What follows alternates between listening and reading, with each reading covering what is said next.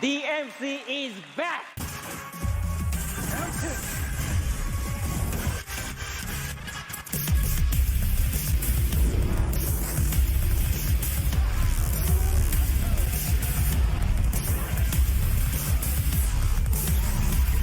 When evil lurks, I must destroy.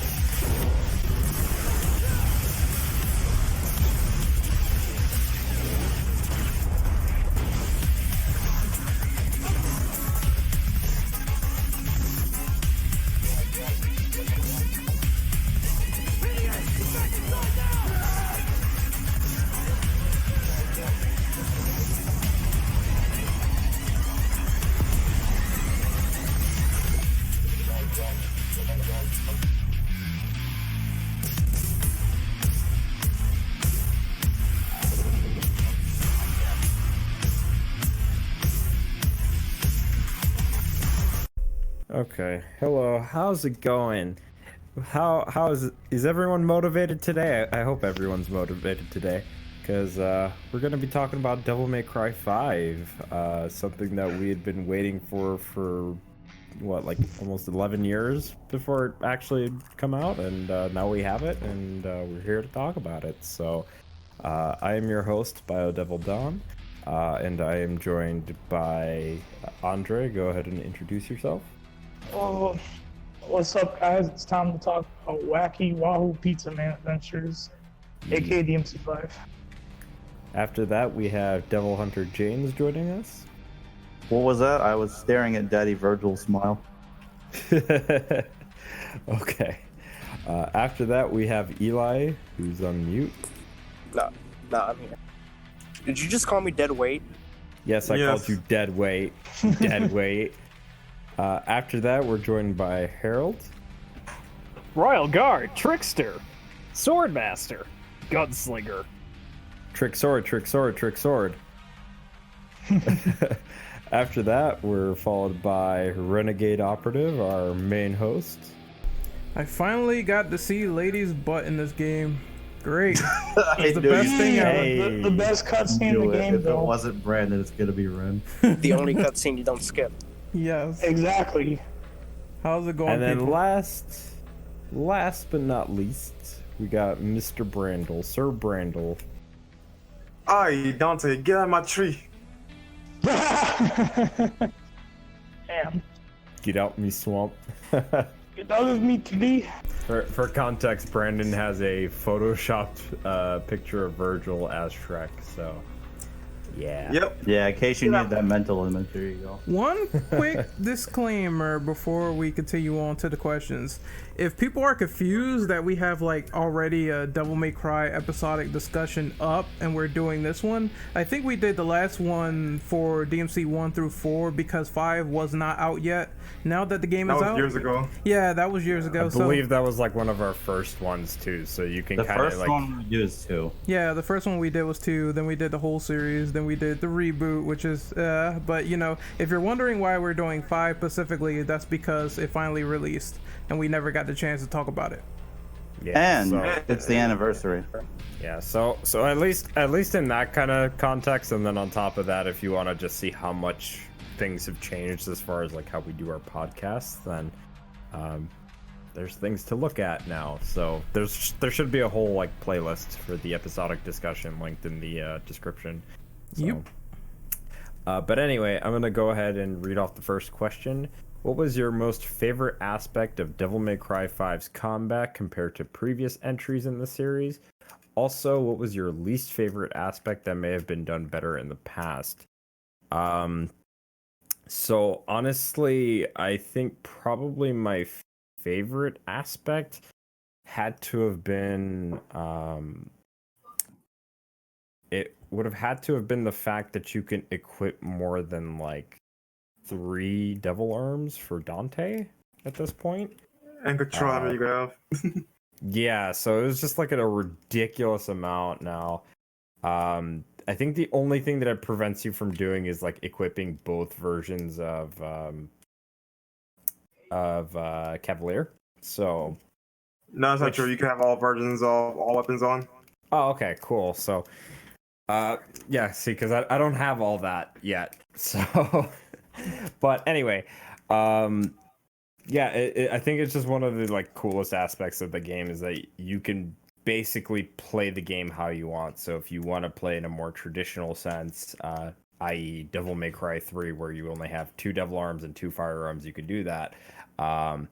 Or you could be like me, who originally thought that was great, and now kind of get used to this new system where you could just have everything. So that works great. But I think as far as like my least favorite aspect, probably would have to be V. Just the way that he controls and everything, just not that great, and I just don't feel like the way that he plays just really fits well as far as like the combat goes. Like the idea is there and it's great, but it's not as good as like say something like Chaos Legion, which had a similar premise where you summon familiars or legions in that game and have them do things for you. So I think that they could have done that a little bit better. So I think Capcom did say he was an experimental playstyle, right? Something like that. Yeah, he was. It showed that He was they like were a first trying time with it. Yeah. I give Actually, him like a B plus. No. Honestly, my favorite aspect is really the fact that you can have multiple weapons with Dante, but like you choose how many you have. But my favorite one is him having his new sword, Devil Sword Dante, because that by having his sword formations, it changes his play style almost completely, because it enhances, extend, or just modifies his already ridiculous moveset. So, like for example, if you try to use on Real Impact, though, it sets up Real Impact for you, and enemies will get sucked in if they're close enough, depending on the enemy, of course. But my least favorite aspect is actually having duplicate weapons, because we have 2 clean ends that function exactly the same. We have 3 swords that functionally function the same, with one exception, which is technically 2 exceptions, which is sword formations with Devil Sword Dante and damage output for Sparta. Because in case not many people know this, though, but Sparta, when it's in Scythe or the Spear mode, it actually does more damage than any other sword because it transforms, I guess. That's one thing I like, though. I wish all duplicate weapons have their own unique moveset of some kind. I guess I can go. Favorite aspect of 5's combat is I really do love the inclusion of Syndicate and Devil Sword Dante. I think it's really interesting from like not only from a gameplay point of view, but from like a story point of view. And Dante, he basically manages to fuse like man with devil and creates Devil Sword Dante, which is his own weapon, and it's just really satisfying to pull off. Like, especially how it can create like weapons like Virgil, the summon swords, and Cindy is awesome. Like I love the design to it. Least favorite, probably V. He's not a bad idea. It's just I think they could have done more with him. Like he just needed a little bit more time in him. But I give him credit for trying something different. But yeah. Anybody else want to go for number 1? All right. Well, Ren, you going? Yeah, I don't really have much to say on the least favorite aspects that people haven't covered already. Like V is not the greatest. He could have had more summons. I kind of felt like his playstyle was very caveman, just tap the button and read the book and get DT back and vice versa. I kind of wish that he was a little bit more.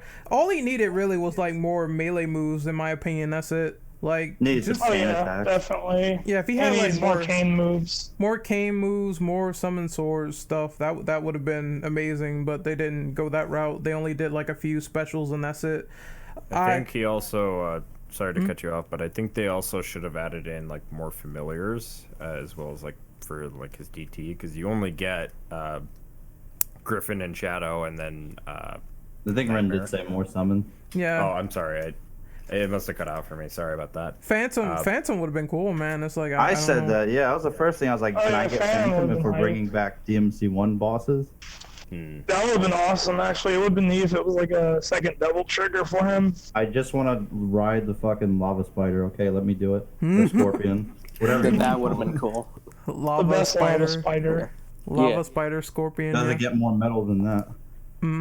And also, I think the stuff that I liked, it's a very fluid game, like all, well, I wouldn't say all DMC games, but just in general from DMC 4 and DMC 3, the gameplay feels very stylistic. You can do all these crazy moves and combos and these attributes and kick all these enemies' asses. So I really like how the combat is like super refined, and they still kept that from the older games, and they enhanced it here with putting in new moves. I just do wish that there was more weapons and techniques for people like Nero, because just having the Blue Rose and the Red Queen, I mean, they tried with the little robot arm that fucking was inspired by a Big Boss for some reason, but he has it in the game. Yeah, the breakers, and I mean, I liked it, it's okay, but I just wish that he had more weapons to play with. Yeah. Other than that, I think I have more positives than negatives outside of just a few lingering nitpicks. I'll go next if you guys don't mind. Go ahead. Yeah, go ahead. So honestly, my favorite aspect was, oddly enough, the breakers. I do like a lot of them. There's some that I'm a bit lukewarm on, but overall, I thought they were nice. They did add some more variety to Nero than he had in DMC4. But then my least favorite aspect of it is also the breakers. There is just a lot of them that I felt, not a lot of them, but like 2 or 3 I was lukewarm about. But I also don't like that you can't swap between them without like breaking them. Or Yeah. I'm fine with if we it actually somehow implement like breaker switching. I don't mind breaking them if it comes down to it though, because there are mods out there that do it. But just the initial concept of me not able to switch between them though is kind of sucks. And I know the reason behind them not doing it though, which I still think is kind of stupid. Because at some point, you gotta diversify the characters, not just purposely limiting them based on they want to be like this character. Because in actuality, though, they don't function. Not all of them function the same. So you don't have to worry about them feeling the same. It does feel weird that they put in so many breakers, but then you kind of just can't swap between them. So you can't really. I feel it limited experimentation with them to some extent. And most of them are not great, or they're too. They're not practical for all situations. Yeah. Example, you have Overture. That's perfect for pretty much any situation, though. And then you have arms like, let's say, either Gerber or Tomboy. Those aren't good for all situations. Oh yeah, I agree. Then you got Helter Especially Skelter. Gerber. You have the Skelter that's better for shield enemies, and that's not often. Like those scissor enemies. Tomboy is some wild go nuts. Tomboy You can't even lock is- on. Which that was one thing that's the only reason I don't use Tomboy is I can't lock on. I do. It's did not really like that. risky. I just want to bring up one thing about the Devil Breakers. In concept art for DMC5, Nero wasn't actually going to get those originally. He's still gonna have his regular Buster arm, and that was gonna get these special demon eyes, almost like it was Onimusha, and he was gonna get new abilities by inserting the eyes into his arm, and his arm would basically change colors based on whatever ability he was on. So I wonder if maybe if they had kept that and just turned that into Nero's form of Styles, if that would have worked better. That would have been sick, yeah. That would have been awesome, actually. I would Yeah. like that. As neat as that would be, they're never gonna do the Styles thing for anybody that's not Dante. Yeah. I wouldn't say never, because we don't know. Based on the way they designed the characters, I feel like they're no, you cannot be similar to the other guy. There's no way. It can't happen. At At least in their mind. That's kind of that's kind of asinine considering there's 2 characters that are similar to Dante, and that's Virgil himself and Trish. The only main difference between them is that they don't have style switching. Move-wise, moveset-wise, functionality, they function very identical. Yeah, Nero, that's why I'm in agreement with you guys on that. Developers' mindset on that is kind of they holding back these characters from their real potential, if you ask me. Yeah. Yeah, it always seems agree. like Dante is the deepest one, and everyone else is like they try to give them something, but it's not as in depth as Styles on the Fly. And it kind of seems like some stuff they add and remove from time to time to keep things, I guess, varied on their behalf. Like they did take out Darkslayer for Dante, but they added in Syndicate, which is, I mean, it's a cool upgrade, but it is something they changed. And that's the thing that kind of actually does bother me as well. Like, no, like from little stuff, like they taking away some of Dante's like other styles for no reason. Like, there's literally no explanation on why he can use his doppelganger or Quicksilver. Oh And then yeah, on top of that, though, like just a little nitpick. Actually, doesn't no fuck that. Why do we keep constantly buying the same skills over and over again? Oh yeah. Like, how many times can we buy Stinger when? That's just a video game thing at this point. Yeah, I know, but it's so annoying. Like, no, at least, if they're gonna make us buy skills, like, make us buy new skills. Don't make us recycle. Like in Got Kingdom Stinger. Hearts. I kind of wish Dante would start with Stinger and some sword combos just to make it a little bit more fair. 'cause Yeah. a lot of the So that combos happens just- at Democrat 4. The most Dante has to buy, like for Rebellion, is Stinger and something else. He has all his other basic, combos. Drive. Air Drive drive. He is has to Sword buy Master. Drive. That's Sword Master. I'm talking Is it about Swordmaster? Yes. Oh, maybe it's, you know what it is? Round trip. Yeah. Oh, okay. is Also, air nobody's talked about air taunts. is air hike universal really quickly, or you still have to buy It is in 4. It became universal. Okay, all right. So Oh, from that's- there on 5. No. Actually, you have to buy based on the character. Oh, okay. I Yeah, see. like I from think Nero, Ren meant like Fire. I think Ren meant it's not tied to a style or a weapon. Yeah, in this game, I meant specifically Yeah, like in this It's game. a natural ability. You get it. You do it whenever. Yeah, so Okay. ever since 4, you were able to just use air hike for everything because they realized that was kind of dumb to. Well, technically, Yeah. Did take something you should have in the beginning. Because 3, they gimped Cerberus because of that. technically, since 2, because Dante's air hack can cross a board, regardless of what weapon you have. Yeah. Unless you're Virgil, Yeah. then you can stay on the ground like a bitch. Teleportation. Trick up. Yeah, one trick and, up. 1 and 3 in particular, they had that issue where it was like limited to specific devil urns, and you couldn't really like use them for anything in particular. So it was like you had to like force yourself to like use Rebellion or Agni and Rudra or Beowulf with another weapon that did not have it, and it was kind of limiting. So in most cases, you'd probably use both, like 2 weapons that had air hike abilities over just one. Pretty much. So Oh yeah. Also, James mentioned the air taunt. That's like one of the, if we're talking about favorite things that are new. That was probably one of the most genius things they ever made up. Exactly. It's so yeah, safe I compared love to It gives Nero such a stupid amount of jumping advantage. And of course, you can just charge Exceed if you're not trying to attack right now. You could also in Dante's case, it's an air Dante can time. extend. Yeah, Dante could do a launcher in the air. you Yeah, he throws the rose. he I throws the believe. rose, and I think it can damage enemies, and you Yeah, can also, it does very- damage though, but It does very little damage. It's mostly just to launch while you're already in the air. yeah, it's just Nice. being playful with it, which is cool. I like that Nero can also, if you're like charging up, you can use the taunt in the air to cancel moves, which is cool. Yep. He kind of comes back to the ground to do a stupid like. Yeah, it's just for thing. show. It's just for show. Can I rant about V for a bit? No, We already not yet. did. No, just for a second. No, that's a related question. Say that shit. Yeah. Save your vindication with him later. Well, it is like one of the things I found was like least about the game. Okay, we're fine. It's the lack of V's movement abilities, like no dodge or parry or.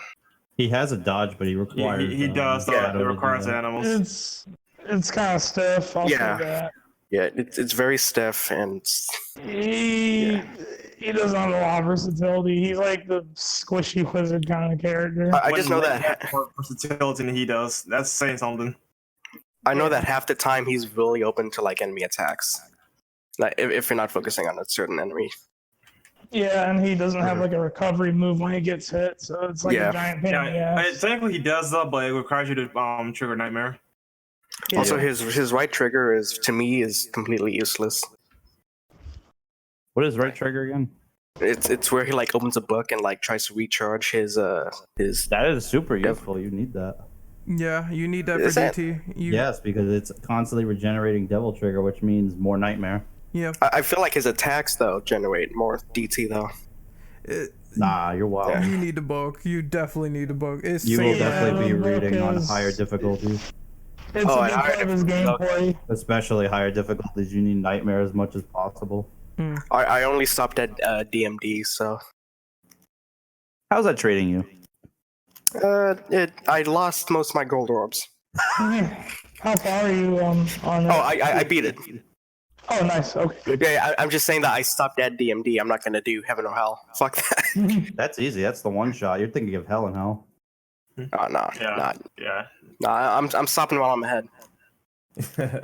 Good move. So before Yeah. we move on, I do just want to point out that that concept art that I was talking about earlier, like as you can see, he's literally gonna just have eyes to throw into his arm, and that was gonna like basically change the color of his arm and the ability that it was gonna have. So That's cool. which I know Ren will probably edit in later, but you know, that being all said, I'm gonna have Brandel read off number 2. Hang on. I thought of... Oops. I closed it up. I did.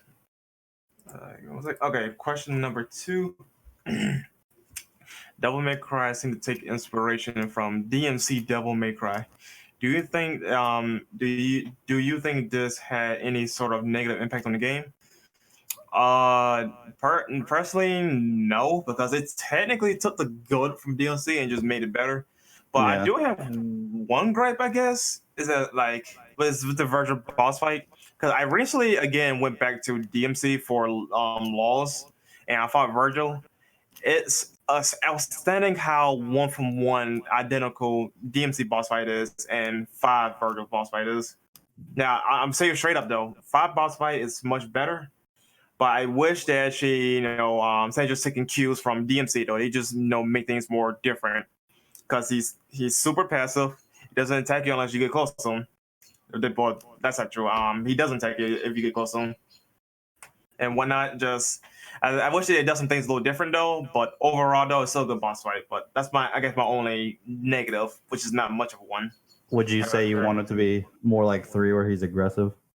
Yeah, pretty much, or like 4 with Dante. 3 is he's in your business 24/7. Yeah, something along those lines. he's- This one, he's way too passive. Like he looks at you, shoots swords, judgment cut or whatever. Now, thankfully, in the second half of the fight, though, he does get a bit more aggressive, though, but not by a huge margin unless he's in Devil Trigger. When he's in DT, then he's all over you. I like personally, like kind of like what Brandon said, like my biggest gripe really, if anything, is just that final boss is very much like the reboot. I don't necessarily mind that they took aspects from the reboot as far as like gameplay mechanics go, because they kind of did this with 4SE as well, with Virgil, Lady, and Trish. So it isn't necessarily a negative per se. It's just a matter of like how much they're taking and if it's specifically stuff that could be considered good, or just stuff that might have been considered bad in that game but redone in a way where it could be viewed as very well done in a official Devil May Cry title. So Yeah, like Virgil was a pretty big W in 4SC. I think it was an interesting way to show who like what dev team is actually professional and what are amateurs, in my opinion. They took all the stuff from the reboot and say, you know what, let us show you how it's done, basically. Yeah. Yeah. Plus, they got there's, one of the actual creators behind it for DMC5. There's They kill had to cams. remind them. There's kill cams now, just like the reboot. There's also the Virgil boss fight. You know, there's also the idea that the platforming is a bit more streamlined compared to older DMC games like the reboot. People like to say that the platforming was streamlined in that game. So, I mean, they took all those aspects and just made this game even better, which I appreciate. Yeah, because I know it's a bit more linear compared to past entries. Like, you really don't do a lot of puzzles. Now that I think about it, I think you only do it like one mission, and that's about it. Yeah. There was also one other thing too, because I'm glad you kind of brought this up, Ren, with the platforming and whatnot. DMC did the whole like red orb sacks that were just kind of like hanging around everywhere. So 5 implemented that, and I know, believe it was mission 13 where you fight Cavalier. Dante makes like a Mission like, 11. No. Is it mission 11? Yeah. I 3-player co-op mission. Oh, okay, yeah. Mission 11, when you're about to go fight Cavalier, Dante makes like a kind of like a joke about that, where he's like, "Oh, I hate when everything is like moving. It makes it feel like my city's alive or something." Kind of like a more or less like throwing DMC under the rug in that regard. It's a bit the of bus. it's a bit of subtle jabbery in that game in terms of like how they take pot shots at the reboot. I think there's one line Dante says as well where it's like, "Oh, not in a million years" at the end of the Virgil fight or something. It's like, Yeah, when he's fighting Virgil. Yeah, it's like the infamous line from the reboot when he got the white wig falling on his head. And he's like, "Not in a million years." Yeah, Yeah, when Dante you're was fighting saying- Virgil, he'll Yeah, he said, say, "You think you could beat me? No, yeah, not in a million years." I think low key they were like, Insuno was like, I can't fucking believe that I had to like come in there and save Ninja Theory's ass from, you know, being put on the chopping block, and I have to be producer of this game. Fuck this. So he made He like babied half the development of that game. I'm like, I would be bad too. You guys are supposed to do it, not me. Yeah. Well, that's what happens when you have gameplay. Ninja Theory making a game. He had to show them how to make a punching animation. I like the conversation where he's like, all right, cool. Are you This serious? I like when he said, Wow. "This demon has elbow blades." He's like, "What do they do?" He's like, "Oh, nothing. They're just there for show." He's like, "Well, then get rid of them." That's dumb. Holy shit. They do not know how to make an enemy. Or a boss. For that matter.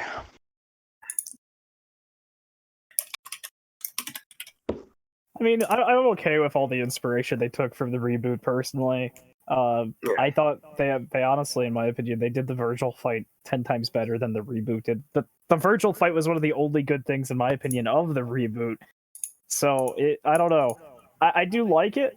I do like how they improved upon everything that the reboot did. It did feel both as an evolution of DMC, like itself, but also an evolution of what the reboot introduced overall. And I like that. I thought it was good.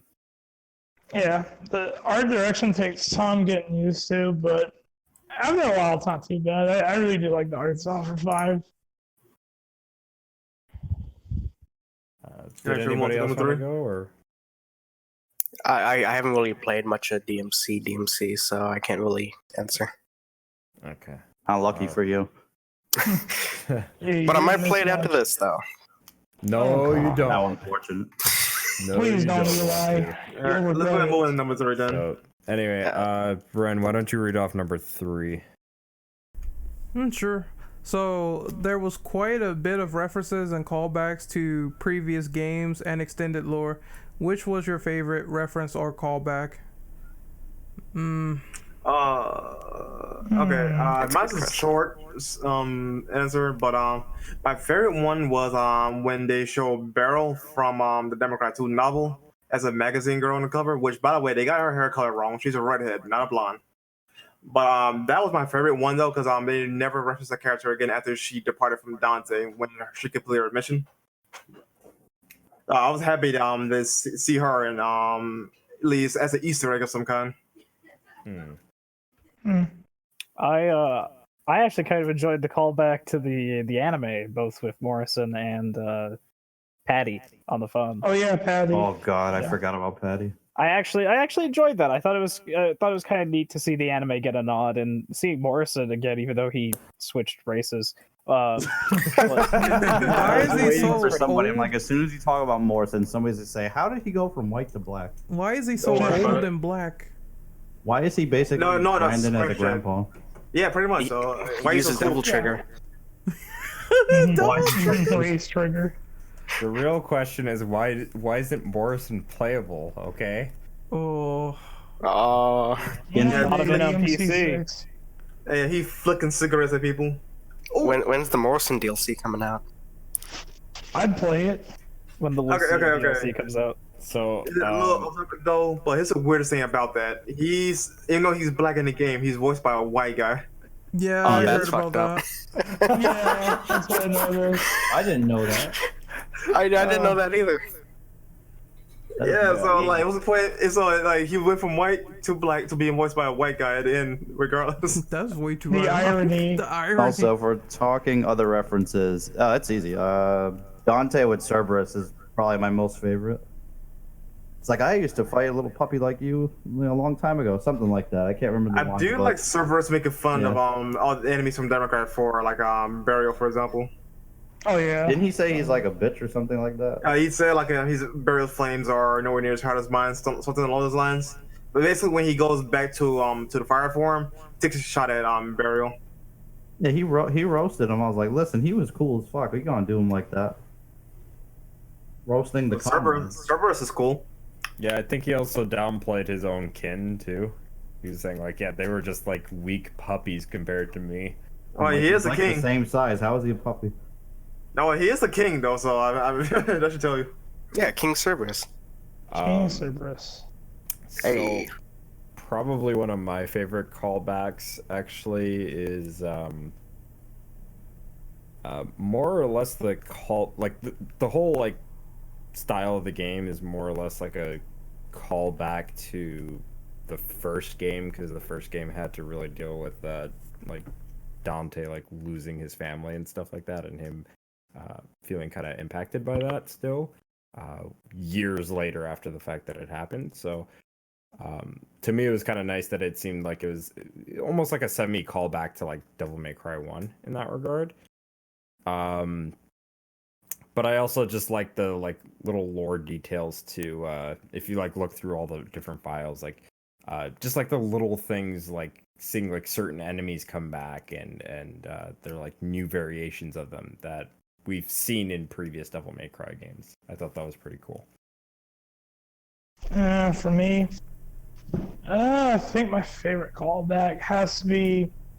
I do like the callback to when Dante he awakened him he's impaled himself with the rebellion and unlocks Syndicate. It's kind of like when you fight Virgil for the first time, you lose, and Dante gets impaled with his own sword rebellion, and Dante unleashes his double trigger, and eventually years later when 5 rolls around, Dante.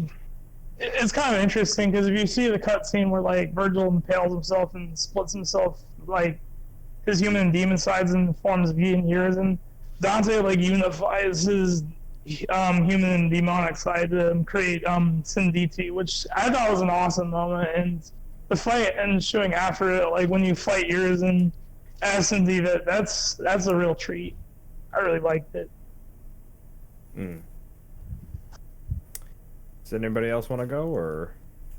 I enjoyed seeing Kyrie, even though she was off screen and just had a voice. You mean Kyrie? Kyrie, yeah. You've been exposed. Too much Kingdom Hearts. I made that same Kyrie. mistake the last time I was on Devil It May was, it was my bad. I did the same thing. This is not Kingdom Hearts, fam. Kyrie. Damn it. It's the same thing. Yeah, right? It's exactly how you would say it. Yeah. Kyrie. That's a canon. Kyrie. Look, all we need to know I'm is sorry, that all I she. hear is Kyrie. All we need to know is that she is fucking dummy thick. Holy hell, man. I was gonna say I was kind of disappointed I didn't get to see her physically in the game, so I couldn't do my Yeah. inspections. Look, man, if Trish and Lady got nerfed though, don't get your high expectations up, okay? Look, Like, no. there's always DMC4. You know what? Before we move on, actually, Nico is somewhat of a callback to like Devil May Cry 4's concept art, because originally Kyrie was supposed to be the one going around and like giving Nero like upgrades in 4, and stuff like that. She was going to be like his replacement to the divinity statues. So I guess you could say in a way like Nico is that sort of callback in that regard. I swear to God, I thought you were gonna say that Kyrie was supposed to be black. No, no. Why would you? Why? I don't know. I heard that laugh right there, man. That was funny. So, you know what? Since you think that, why don't you go ahead and read off number 4? Okay. All right. There's your What point. did you think of V, and do you think his playstyle works well in Devil May Cry? Or do you think it would work better for another game? To be quite honest though, I actually do like his playstyle though, just they gotta do some tweaking because for starters, sometimes the animals aren't responsive. Like when I input a certain motion though, the motion doesn't come out. That gets really frustrating in the middle of a fight. I'm like, Shadow, do the spear, Shadow, do the spear, Shadow, do the spear, and you're doing it. It gets really annoying. And the thing I don't like is that I understand like they want to like make things different. Like, you know, you have a human character and you got your half-breeds here. But for the love of God, like make this man actually do something besides just like if you typically hit, he does like this spiral roll and then into recovery, which you still could get hit again afterwards. Now, stuff like that, it gets really frustrating, especially on higher difficulties. Like that's one thing that I will praise Democrat for the rest of my life for.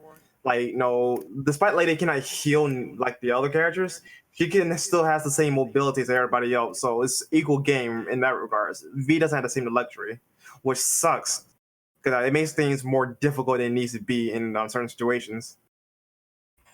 And especially if your animals get stalemated, you're practically defenseless unless you have Nightmare to come in and pull the clutch. I think Go ahead. I like V. I think his concept is interesting. Like he's kind of a summoner, like a mage-like character. But like what Brandon said, he needs a lot of fine-tuning because I wouldn't say he's a bad playstyle. He just really needs a lot more work. Like I know this is like in the spoilers, but I know V's not coming back. But if he did, then maybe fix his playstyle and yeah, I don't know.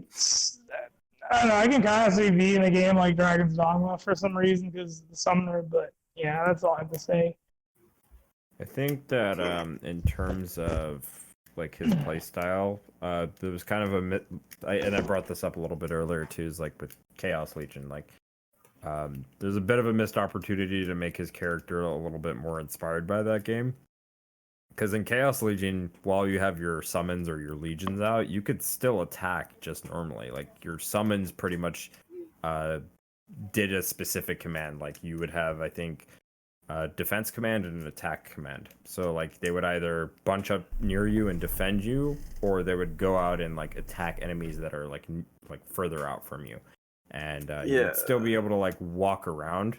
You wouldn't run in this mode because you had all your legions out. But you'd be able to walk around and still be able to attack enemies just normally. So I think there's just kind of a missed opportunity to give V like opportunities to attack with just his cane. To add on to that though, judging from the press footage release, like from statements, that's the impression I thought I was getting. Like, you know, that it's going to be more like Chaos Legion in a way where you also get more summons at the end. Obviously, now know what we know now. That's not the case though. So that was really disappointing that they didn't even bother at least expand upon V's, you know, arsenal.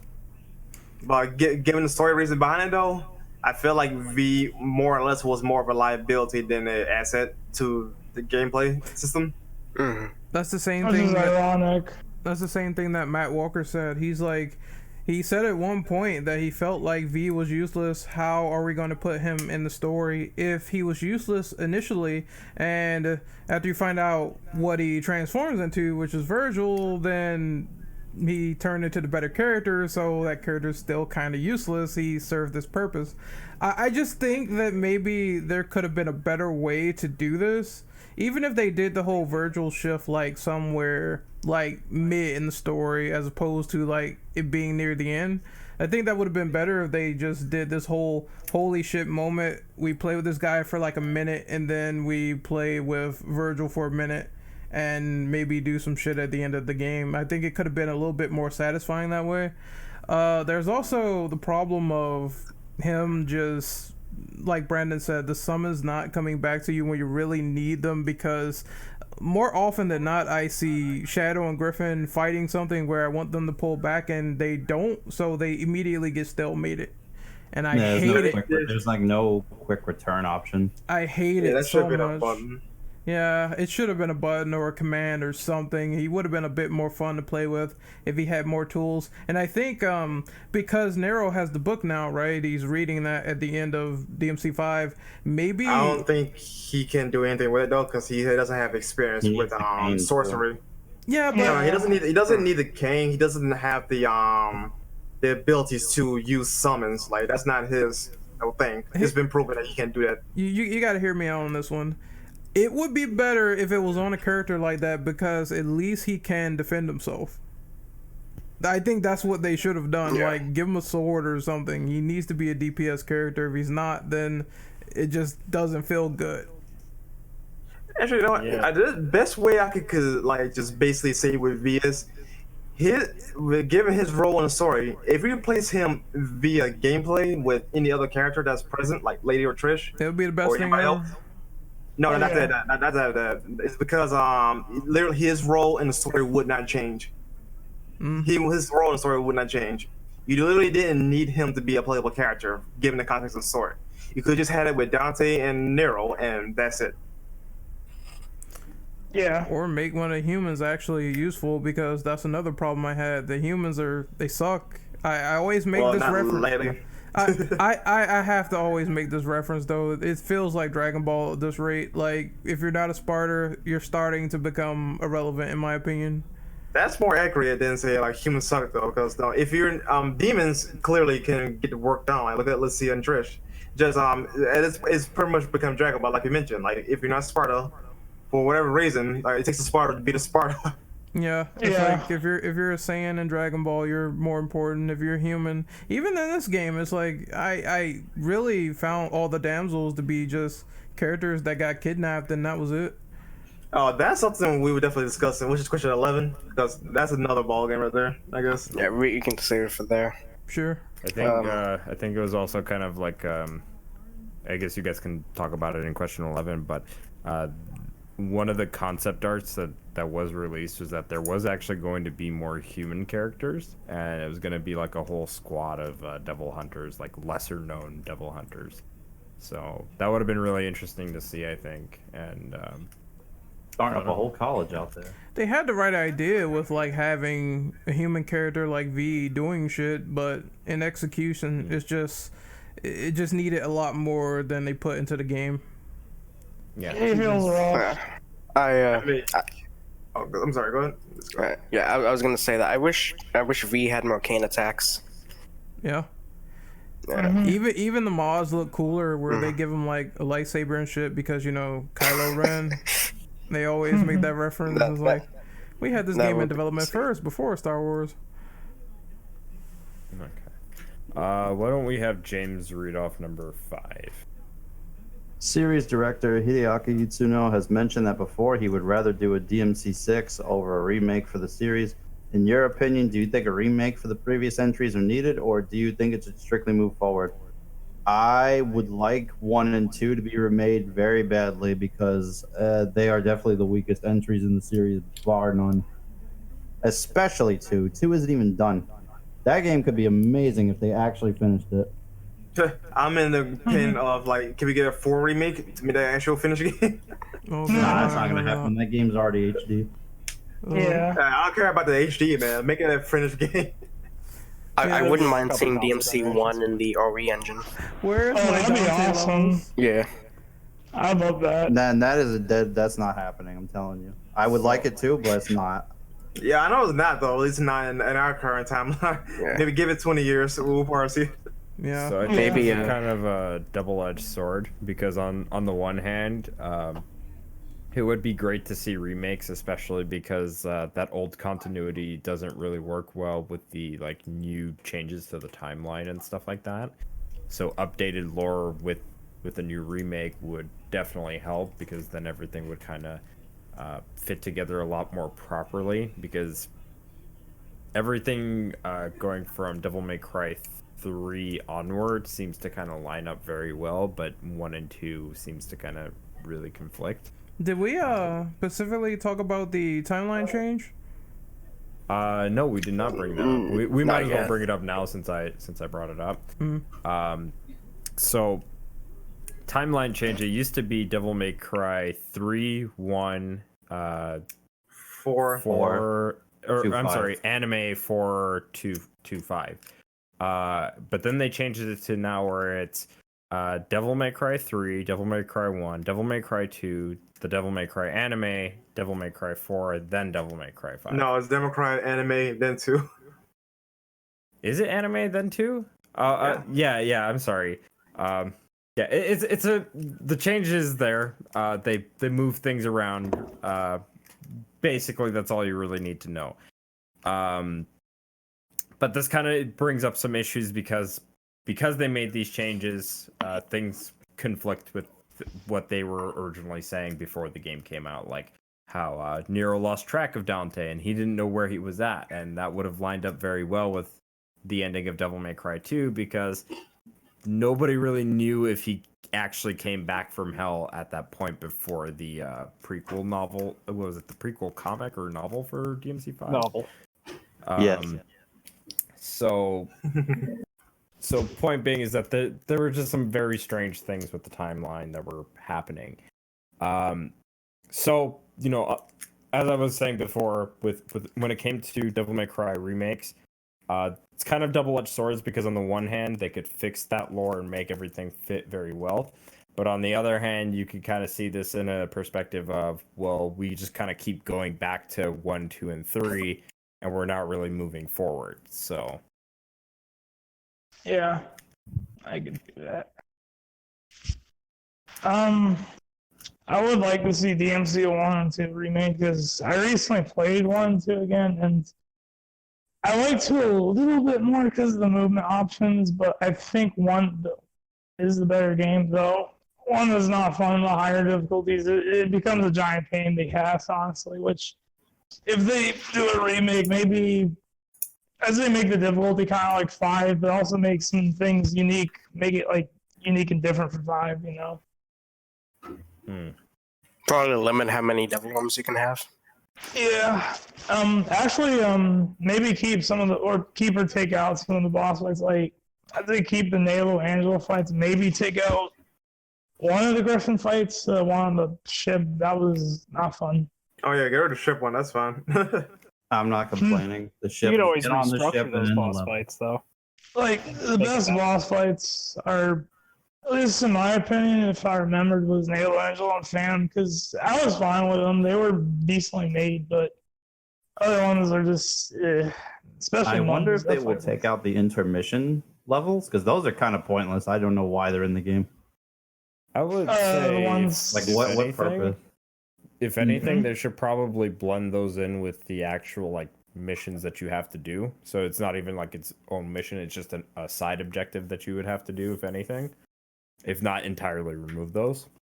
Yeah. Mm. It's very, Yeah, like it's skim it very down a bit. obtuse structure where it's like the level finished, all of a sudden, oh, you're in this hallway, jump over this platform, touch this door. Now it's mission 9. It's like, what? Why even have me do that?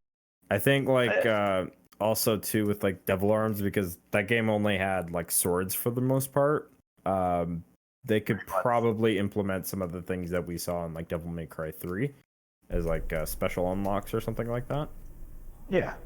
Which, quick question, you saw the concepts for Devil May Cry 1, like the rejected enemy ones, like the snake, for instance, or like the chameleon on the walls? Yeah. Yeah, I would. That like was when them it to was do- still in its Resident Evil 4 phase. So. Yeah.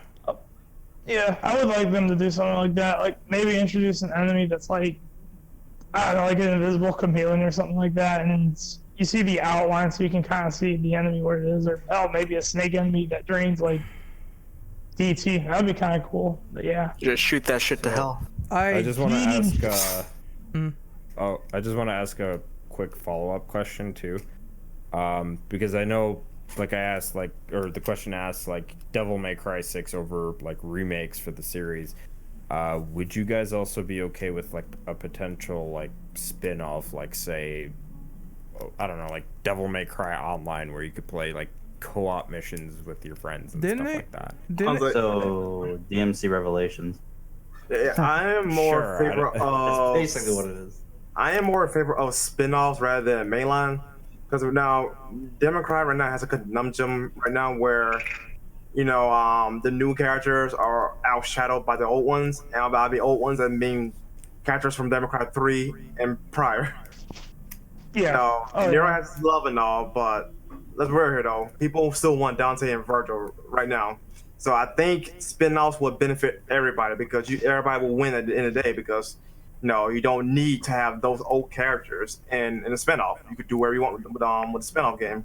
Well, it will be still canon, that's gonna be a given. But mix things up, flesh it out, do something different. You know what you could do? You could take those human concepts from Devil May Cry 5 and apply them to potentially a spin-off game, whether it be co-op or not. To DMC Revelations. Yeah. Yeah. That there was actually going to be a lady game at one point, but it got canned. That would have been super good. In regards to a spin-off, I wouldn't mind seeing a prequel game where you play a spotter. Everybody been saying that. Like, how this man became just thought it needs to be said. How did he become the badass that we knew? Like, let's see this, man. The Democratic Chronicles. Let's go. Come on, Capcom, do it. I want to watch it. DMC Chronicles. I already said that. I said that for DMC 0. Didn't like Kamiya talk about that recently, where he wanted to do it with Capcom? Yeah, he said he would do that. Okami 2. He would even do like a spin-off series where it's a crossover between Devil May Cry and Bayonetta. He basically said, just if you really want it, just spam the hell out of Capcom's email. I think people have been doing this for years already, though. I don't see what's going to be different now because Kamiya's basically signaling. Kamiya's not reaching out for it, though, so the possibilities are more there now than ever.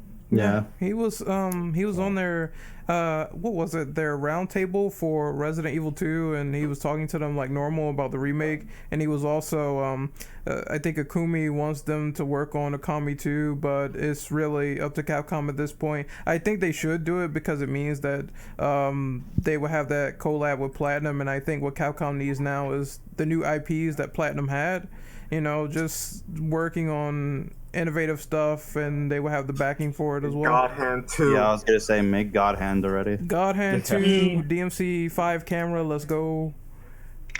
I still need to play God Hand. It's awesome. It's really good.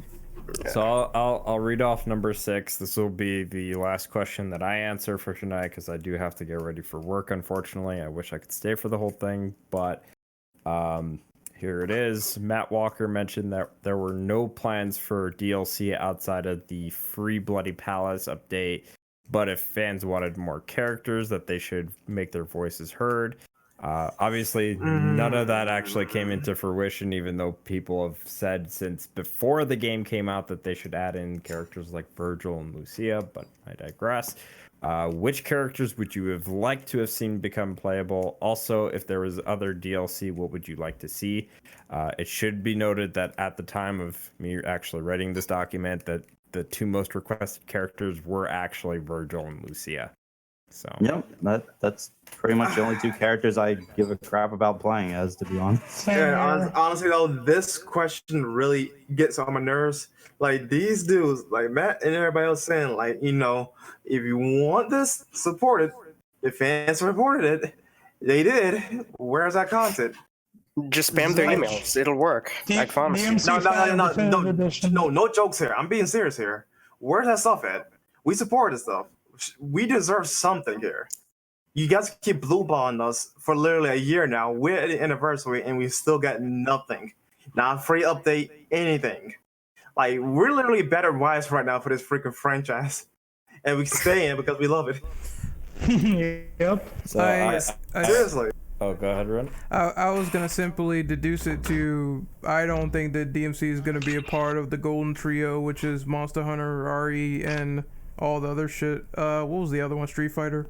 I think they do. It's in their top 5s right now. It's in the top 5s, but it's not the top 3s. It's weird how the lack of support is there. But they did say though, Devil May Cry always been top 10, top 5 bare minimum. Like it just is not getting support that it should though. It took us this long to get a new game, and including the BS that we had with Ninja Theory. No, it's just we had a mess with this franchise. My theory is that they want to really do something about it, and hopefully, because they did say in their tweets, "Oh, the future of DMC." That means that it's not completely useless. Hopefully, we won't be waiting another 11 years. Otherwise, I'm gonna freak the fuck out. But the problem here is that I think they want DMC to sell way more than expected, because Capcom has this weird tendency to like inflate, sales expectations. So they will say something else does really well to warrant like a quick sequel, but they won't do it for other things as well, because they did this before with like games in the past where they consider, oh well, RE fucking 6 sold like hotcakes, but they said it was a failure. And then for games that did extremely well, they don't do more support for it. So I just hope that they realize that yes, there is a big audience for this, and you can't really shun away what people want. One thing has me more cracked up too is that Dead Rising, the younger series between the two, can get more support with each game. Well, since Dead Rising 2, because Dead Rising 2 had a DLC on the Xbox and so forth with the other sequels, if those things could get more support post-launch, then why can't freaking Devil May Cry 5, the current game, can get the same support? Like, seriously. Yeah, that is a good question. That is weird. What also kind of fucks me up is because like Capcom has been doing this thing for probably at least for a decade, if not more, at this point, where they'll like project some sales numbers, and then they'll project it like really high. And then the game either doesn't meet those sales expectations, or they knock it down so that way it's closer to like a more realistic standard. But then it ends up not reaching that until like a year or two after the fact. So by their own like standards, it doesn't like reach those sales numbers. Which is a shame, because like at least in the case of Devil May Cry 5, like Devil May Cry 5, I think like pretty much everyone unanimously agreed that yeah, it was more or less like a financial success. Everybody was hoping to see some kind of DLC. Like the way that they set up the ending to the game makes it feel like they were gonna do some like post-game DLC for like chapters potentially, and maybe Devil Arms, which is something that I really wanted to see alongside like costumes, because there's not a lot of costumes in that game. Well, that's a whole nother rant for another day. Yeah, that's. I mean, Super V. You know, Super as far as like That's not like, a costume. as far as like in relation to the question, kind of is in that vein. So, you know, like for me, I would say like I personally was just very disappointed at the fact that we did not get our Virgil / Dante DLC for because they could have easily had the whole like character Trent, like what is it, what's the name of the system that they call it, where This character switch. Not character switch, but is it character switch, but where they cross the path? You select your character basically, yeah. Oh, where they cross paths. Yeah, like the path crossing. Cameo system. Yeah. Oh cameo yeah, system. diverging paths. So they could have easily had a cameo system where it was just Virgil and Dante for that story, and then I know that at the time there was a rumor that we were gonna see Lady, Trish, and Lucia be playable in their own like post game story, and that would have been really interesting to have them have their own like cameo system going as well. So I just think that there was a really missed opportunity to not only have more playable characters and more story for that game, but also again, like I said, more Devil Arms, whether they be classic and classic Devil Arms from previous games or just brand new ones, on top of just costumes. So I put it to you like this, Dom. They need to put up or shut up with saying, "Oh, we support the hell out of the series." We're they said all this positive shit. I'm like, how about you show it?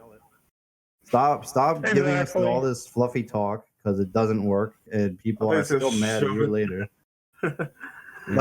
Show it. Stop. Give Resident Evil and shit a break after this. Like, work on something else. Oh, Give they're- DMC some content. They're never Do gonna give something Ari a else. break. Is my main complaint. It's not gonna happen. I think they probably will give Ari a break next year because if they're releasing one game, it's probably gonna be a side game. And I do think that should be the year for probably something DMC related, but it's just not up there in that top 3, and it's disappointing because I think Capcom released a statement about that, saying that they wanted to make more remakes and they wanted to do all this stuff, and that would be a perfect time for them to do it. But it kind of conflicts with Isuno's statement saying that he didn't want to do it.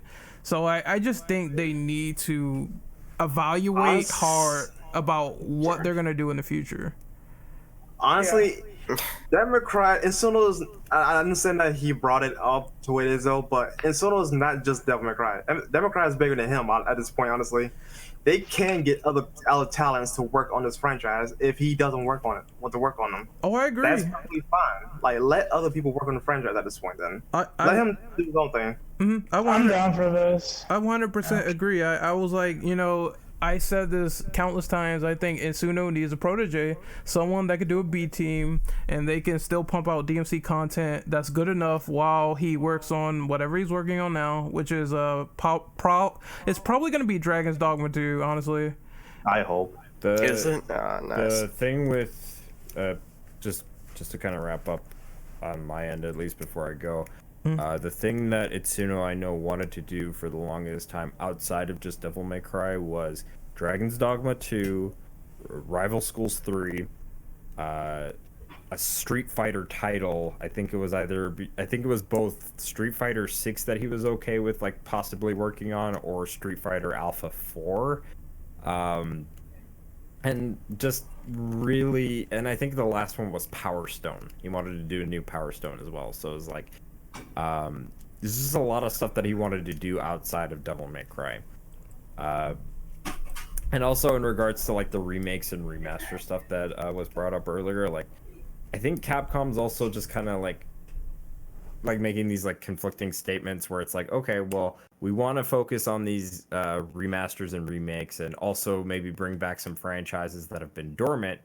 Great, we want to see that, but so far we really haven't gotten a whole lot. And some of these franchises, like we've gotten maybe a remaster or two, but we're still not seeing new games, and we're still not seeing like the rest of those games getting remastered as well. So yeah, that's what I'm saying. You can talk all you want. You gotta start proving it, because nobody believes you until you actually pump out content.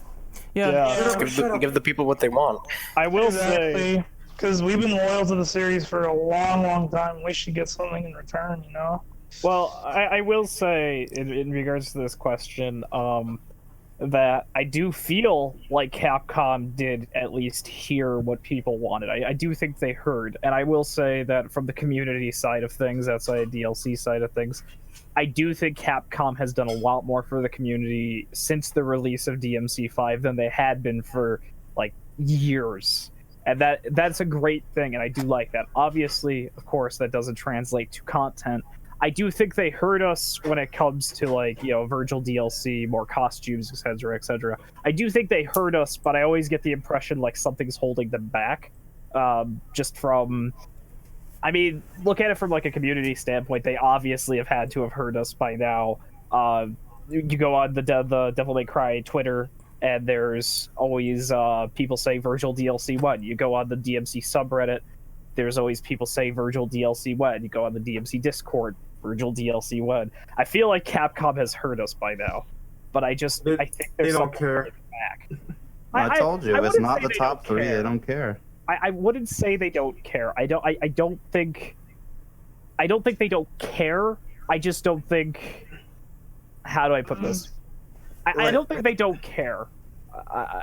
I don't think that at all, especially from They're aware of seeing it, things. but The best way to put it is that management is stopping them from continuing on.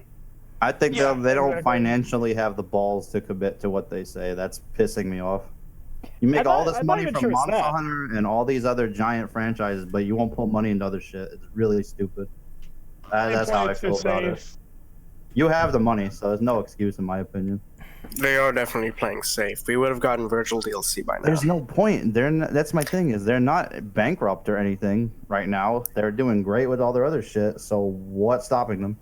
Well, I do think one thing is I think a lot of the team either is moving on to their next project, or they were helping with the Switch ports of 1 through 3, or just in general, I think the people behind it just kind of moved on to other projects and kind of just haven't or don't want to or haven't been pushed to. I'm going to play devil's advocate on this one, and honestly, like, this is how I feel.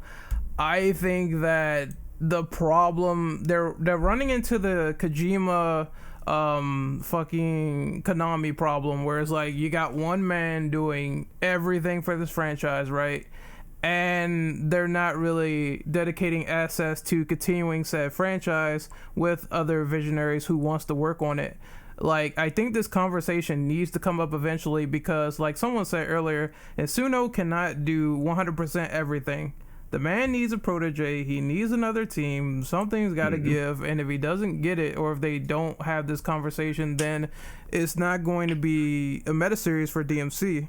I think that's the problem, because Insuno is the type of person that's like, okay, I want to move on to something else. That's why he probably has a new team that's not DMC related. He said he's not done with DMC per se, but he said after working on it for 5 years, he wants to do another game for the time being. Yeah, and it's like, okay, so in order to fill the void, if he's not working on it 100%, then you need to get someone else. And that's the only way they can alleviate that problem, is by trying to do this B team thing. Because if you put it all on one man's shoulders, what's going to happen is the next game or project they work on is probably not going to be as favorable. And we've seen this before with DMC4, where they rushed the game and we got incomplete levels because of it. And that needs to not happen again, in my opinion. I don't remember how much involvement Insuno had in SE. Oh. I actually can't remember. Well, I'm just speaking in context of the original game. I think he had a lot, but the problem there was that they wanted to get the game out very fast that year in like 2008 and not have it be cannibalized by RE5, so they rushed them, and this is what we got. They needed to rush it out for the new console at the time. Yeah, putting it on the 360 also. Yeah. Inadvertently fucked DMC4 over a little bit. Yeah, it's a variety of factors that did not help that game when it came to being incomplete. At least they took their time this generation. Yeah. They had 10 years. They had better. Well, technically 11, but yeah. Well, no, not even that. Though it's actually less than that. Probably like 5-6 years, because DMC Devil May Cry was a thing. Oh yeah, that is true. Yeah. They said what, DMC5? It took them 4 years to make 5. So I'll see you guys in 4 years whenever DMC6 comes out. Because was it like, I think when the game was revealed, it was like 75% complete. At least around that estimate. It was mostly done when they were teasing 5. 5 was a few months off. Yeah, I think If It's Not Fun is saying in chat, maybe they don't have the money to throw around, and I do agree that while Capcom probably isn't broke right now, they are very frugal with money. I mean, when they are broke, you can definitely tell, and maybe they're trying not to take many risks involved, but it's like, come on, dude, you need this. I gotta call bullshit on that. Yeah, I got because here's the thing though, if Capcom can go around making pizza parties, can make these jackets that cost up the wazoo to get, because you gotta be in Japan. If they could do all these photo scans to make costumes from the ground up, if they can do all this other stuff involved with promotional material, though, they have the money to give us freaking DLC. There is a return. There is a return for that stuff, but I'm gonna say what I've always been saying about the RE engine. It is not cheap. It is not something that is you can do overnight. This scanning stuff is causing them a lot of money, and they went on record and said that before. So it's I do not believe without a shadow of a doubt that this stuff is not bleeding them dry to some extent. It has to be. I would agree Because- if Monster Hunter World wasn't making 15 million sales. Oh, Okay. In Monster Hunter's case, though, it wasn't photo scan. yeah. I think if Ren talking about I'm specifically saying- photo scan, Yeah, I'm saying they can't be that hurting for cash, and they just put it. Iceborne made like 4 million. I'm like, yeah, they ain't hurting for money right now. For Iceborne's case, it is, yeah, they are making a lot of money from that. But in terms of the That's RE just engine, a giant DLC expansion to boot. yeah, the game itself made like over 15 million in sales that I'm aware of right now on record. In my opinion, I would drop the clothing scanning. You could do the face scanning stuff. You gotta fix it though, because them jaws need work. dumb jaws. But like the face scanning, I don't think would cost them nearly as much. I think they can drop the clothes scanning. It was really cool to see it in the game, but if it means no costumes and shit, it's not worth it. You can go back to hand animation, which is a lot cheaper. It's a bit costly, I'll say that. I don't like the fact face that scanning. yeah, I don't like the fact that there's just EX costumes and all this stuff, and fans made mods, and now they have like OG DMC3 Dante and all that stuff. So I just think that needs to go. It's really cool, but it was not necessary. That was like going overboard. Yeah, Because everything in the other games looks great. And they're not. It is. Yeah, I think it was Isuna's idea too, though. So get that, man. Yeah, so as I was saying, I do think their RE engine stuff is putting them at a bit of a loss with all the stuff they're doing for like next generation and the graphics and all the stuff considering. So I just hope that they find a way to do a hand drawn so they don't have to keep doing this bullshit and worrying about we're gonna take a loss here, all that stuff. Make it cheaper. Are they scanning for Resident Evil with the clothes as well? Yes. No. Well, Yeah, for see, okay, RE3? look, you can't do both. No, Yeah, that's killing it. not clothing scanning, just on facial actors. Okay, yeah, that's what I was saying. Just if it's not clothes, see, they should just do it like if Resident Evil's doing it, it's fine. Just stick to face scanning for DMC. Save your budget for other shit, I mean, RE Engine's a gorgeous looking engine. or It's just like cost less in general. They don't have to use the whole budget. They could still reserve the rest of it. Or maybe they And just don't- want this weird alternative where it's like, well, we gotta have these jackets out there, the sale fan. We're gonna put them at like $1,000 for Nero's coat and all this other shit. I do applaud $1,000. Capcom. I feel like this may only happen for 5 because it's been 10 years. I feel like they were trying to really make the best impression of a comeback. Mm. I feel like if they do 6, whenever that happens, I think they will drop the clothing scanning. Harold, I have a question for you. Sure, what's up? Didn't they say that they were unsure about using the RE engine for DMC5 because it was realistic, and DMC is more like stylistic, anime looking, not like 100% realistic? That was something, yes, that I do seem to recall them talking about after it got revealed at E3, and I think around the time we got the playable demo, the Xbox exclusive playable demo, I seem to recall an interview where they were talking about how at first they weren't quite sure how to go about it because RE Engine's all about realism and making the flashy animations and everything that DMC is known for was a bit difficult because it just kind of they had to strike a balance between realism and cartoony-esque animations, and it was a bit hard for them. I seem to recall that, yes. Because if I remember, I think they had to downgrade it a little bit just so it can run well. Something about the textures on that one. Yes, I mean, if that's there their was. idea of a downgrade, goddamn. DMC5 is an absolutely beautiful game with a lot of effects, and when it came out, there's a lot of performance issues on the base consoles of PS4 and Xbox One more than PS4. But I don't know what's on PS4. PS4 seems to run fine for me. It does run fine. It's a lot more stable on PS4. Trust me. At least when it first came out, and I don't think it got worse with patches, as far as I'm aware. Xbox, I think, got better with patches. I seem to recall Xbox, at least, I think it was mission 17, dropped down to something like 38 frames. Oh. On the Xbox One. I think on PC there are like a few issues with that as well. Actually, now that I think about it, no, that's a common thing I've been noticing with slightly off topic here, but noticing with the Xbox, the base one, it causes a lot of development problems. So it does a lot of trash performances and whatnot. But that's off topic. But anyway, continue. Yeah, there was some performance issues. I know of at least the base consoles. PS4 had the better end of the stick. I didn't notice it on the base PS4. I didn't notice it when I played it again on the Pro, obviously. But base Xbox One, I do know. At least when the game first came out, there was a lot of serious performance issues. Well, it is the Xbox. Yeah, So- that's true. The green lunchbox. But It's sitting on my desk right now. It's a paperweight. I think we have to move on You to. should use that shit as a fucking coaster. Mm. I'm using it as a controller holder, like it holds my controllers. Oh, that's handy.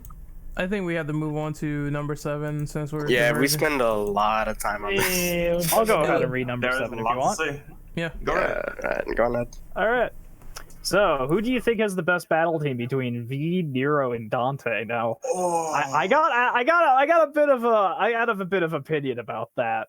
Not a long one, but honestly, I liked Subhuman. I liked it from the original. I do think Devil Trigger is great. Do not get me wrong. All the battle themes I think are amazing, but I actually really like Subhuman. Out of all of them, it feels the most.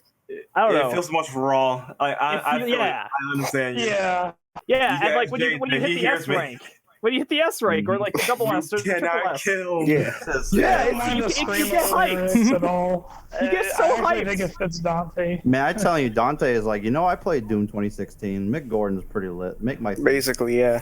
Yeah, I mean, you just get hyped. Subhuman just gets me excited, and I love it so much. I mean, obviously the other two get me excited. I thought Crimson Cloud was pretty cool at times, but Devil Trigger obviously was amazing. Casey and Ali Edwards are That amazing. song made 20 million views, by the way, at one point. Yes, they did yeah. such an awesome job with It that song. outdid Devils Never Cry. Right It now. outdid the national anthem. I like to It's our point new out national that anthem, obviously.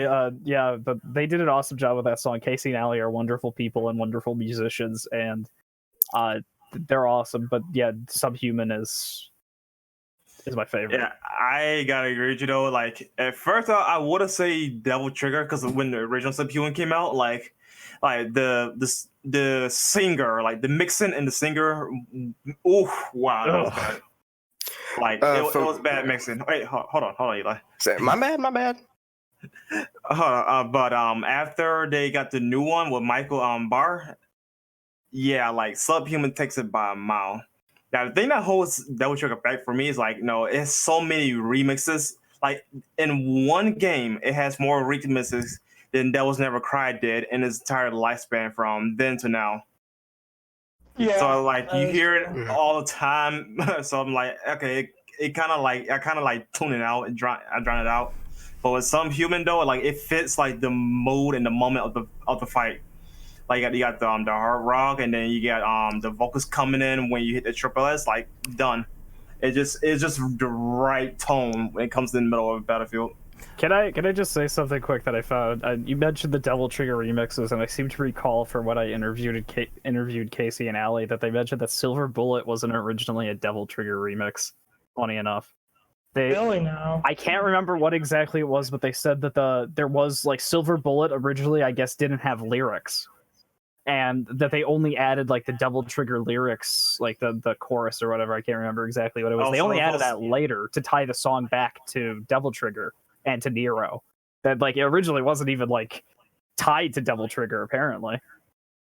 I think Silver Bullet would have worked without vocals. Oh yeah, I think so. I too. like the theme, but I didn't like where they used it. I was like, it's not Virgil 3. Like that I was mean, honestly, no. Mission 20 is not the final mission. Mission 19 was the final mission. The violin, Yeah, I think, Mission works 20 better. felt like, yeah. I didn't mind the violin. I don't know. Maybe because I'm so biased with 3. I was like, man, they blew the music out of the water with Virgil 3. I was kind of hoping for something on par. And I like Silver Bullet. I just didn't feel like it fit that particular mission. It didn't fit the doesn't feel like moment. that. I think it should have been more dramatic and dynamic though, because the duel fit Dante versus Virgil. Because given the circumstances though, that did fit, but they could have done something else for Nero and Virgil. Like an orchestrated song, essentially. Like there's no vocals, just I orchestrated. wouldn't have minded if he had like a Virgil 2 theme, I guess, for Nero, since something that sounds like the duel, like with the same vibe, but it's not the same, I guess. I don't know. Oh, It's kind of like why Virgil not 1 to use- Virgil 2 and 3. why not Kinda use like that, where it's Nero's theme? the same techno rock vibe, but it's not the same song. Why not use Nero's theme from Tekken as the final boss? This is still I dope. think, yeah. yeah. For me, I think V's battle theme is the best. Crimson Brandon sees you. Cloud. I like Brandon, is that like your second? Yeah, favorite? I love Crimson Yeah. Cloud, Yeah, that's my second favorite. I like all of them, but yeah. especially when you hit that S rank. Yeah. Yeah. Yeah. I like all the songs too. They're all great. They're all awesome, but I get tired of listening to what is it, Devil Trigger, because maybe it's a good song, but it's like hearing Drowning Pool's Bodies. When you hear it like 1,000 times, you get numb to it. So I don't have Yeah, that they sort of. spammed it. I think it has the weakness of being the launch theme of the game, so everybody's heard it so much before it came out. Yeah. Yeah, So like that's why everyone comes to it. what made Devil's Never Cry special is like they saved it at least initially until the end of the game, because they did have it in the trailers though, but like it wasn't in the game itself though. It didn't became relevant until literally after you beat Virgil. So they did it right. It made the moment. Whereas Double Trigger though, like it was hyped. It was awesome when we heard it the first time around with the first trailer with Neuro. And then you hear it again with all promotional material. Then you hear it here, you hear it there. Then the game itself, you have 7 remixes. And I'm like, fam, okay, hold up. And I get- Devil I Trigger get was it. yeah. Oh yeah, Devil Trigger was what, the live action. It was performed stage. live at the Video Game Awards. Oh yeah, that's so I'm right. like, Last year. it was everywhere. So I'm like, I like it. It's a good song, but it got overused way too fast. yeah. But the people who did sing the song did an amazing job. I will give them that. I think after a while I switched back to The Time Has Come. I got so nostalgic for 4. I'm like, I've heard DT so much. I'm like, I want to hear something else. How about The Time Has Come? I've listened to it for 10 years. It doesn't even bother me anymore. Did Why not? Good song. I love Taste the I'm a little Blood. biased for saying I like that song a little more still than DT. Did we talk about the dynamic music? How do you guys feel about that? That was badass. That was. It's awesome. Yeah. I really like it. It had Yeah, really good that's- presentation. The dynamic music is the reason. I said dynamic reason. Sorry. Dynamic music is the reason why I don't switch my soundtrack in 5, because if they actually made the other ones dynamic like they did with the bass songs, then I'll be like, I'll use more Time Has Come, more than Devil Trigger. But like it just feels weird not having a dynamic though, especially when you hit S rank and then the music started going full pumped. Mhm. So like I like that aspect for Devil May Cry 5, and they need to continue that tradition from this point on for other games. Yeah, Agreed. I agree, definitely. Should we include the style announcer?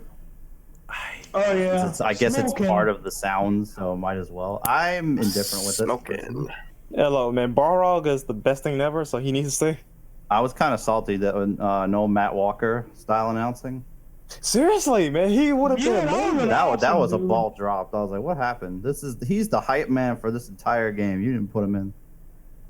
They have a mod where they have a Deadpool style announcement. They have a Majima style announcement. He should have just said whatever. Whatever style you get, you should be like, yes. A triple S is DMC is back. That'd be funny if Itsuno was DMC is like, back. a style announcer. DMC is back. That would be a nice That'd mod be to be. funny. That'd be sick. Yeah. D rank I could love be. it. I know. Somebody gotta make that a mod. Or have Kami as a style announcer. I just want Matt to just randomly blurt out things that he's hype about when you're doing it. That's it. Yeah. Do a showdown. Yes. Let's get crazy.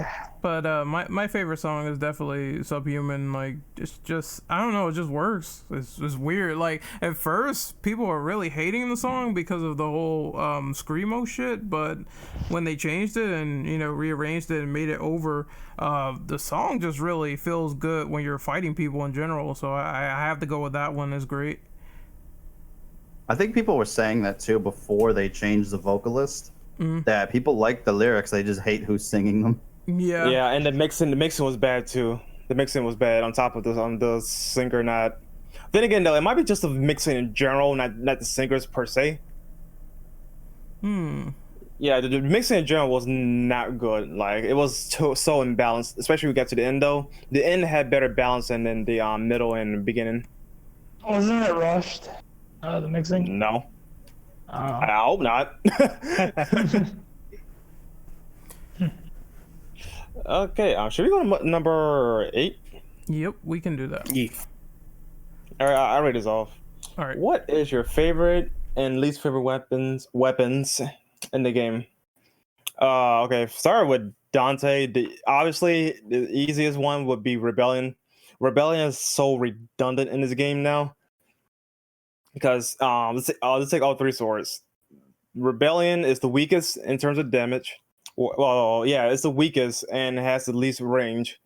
Devil Sword Dante, which technically is literally a better Rebellion because it has the same reach and same damage output depending on the move. But it has sword formations, and with Sparta, with this transformation gimmicks with the spear and the scythe, though, it does more damage than both those weapons together. So essentially, you can use Dante and Sparta, but not use Rebellion, because Rebellion is no point to using that weapon. And as far as favorite weapon, it's a tops up between Balrog and Dante itself. Because Balrog is probably the best gauntlet in the whole series. I wish the charge gimmick was a little better. Because you gotta do like 10 times if you're in the punching stance, or just hold down triangle if you're in the kick stance. But overall, though, it's definitely the best gauntlets in the series. As for Nero, there's only like a handful of breakers because this do classify as weapons in the game. So for me, it would be Overture, Gorbera on the DLC one, not the base one, Punchline, and the Buster Arm for obvious reasons. For V, clearly Nightmare is the best weapon, and I'm done. I'm trying to think real quick. I would say, yeah, for Dante, the best would be Devil Sword or Sparta. Just they're more viable than Rebellion, obviously. I had fun with the King Cerberus weapon as well. I think they were like just great when you use them in combos. Obviously, Balrog does a lot of cool damage as well. And I don't know. I mean, I did like the bike, but I just found myself not using it as much as I thought I was going to use it. It's kind of weird that way. Same here. I do enjoy it, but it's more situational than anything. I guess if you know what you're going up against, then yeah, maybe I'll bring it. Listen, all will bow before Dr. Godfowl. I think I Faust have has to broken. disagree with you guys on that. The bike is my favorite. I mean, it's cool if you like it. I didn't say it was like least favorite. I just said that it's something that I don't use a lot in combos. It's weird. It's a bit slow, but it does give Dante like super armor when he attacks. It's like he doesn't get knocked out of a combo. I generally have the same opinion. I love the bike's sword master ability. Oh, yeah, when you ride It literally it. turns into a bike. Yeah. Yes. Oh yeah, that's cool. I like the red one because you could do it in the air. That's actually more useful. Actually, I do not like the red one because it takes away the gimmick of Cavalier, like to tank attacks and dish out high damage. What's the point of me doing these high damage if I can't take the hit? I might as well not use it at all. Yeah. As for me, for favorite weapon, it's really hard. I liked probably almost all of Dante's weapons in that game. I didn't really have a least favorite. V's cane. It sucks. Yeah, that's You easy. saw my answer. I was about to say that too. cane I'm sorry. You literally do nothing with it. Well, yeah. Yeah, like That's why it's the least favorite. here's the thing. I think the cane is cool. Like it has a cool design. I like it.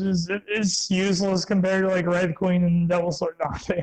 I like how it doesn't even actually have a name. It's just called V's Cane. Just call it the magic cane. The pimp cane. Or Kylo Ren's lightsaber. Oh yeah.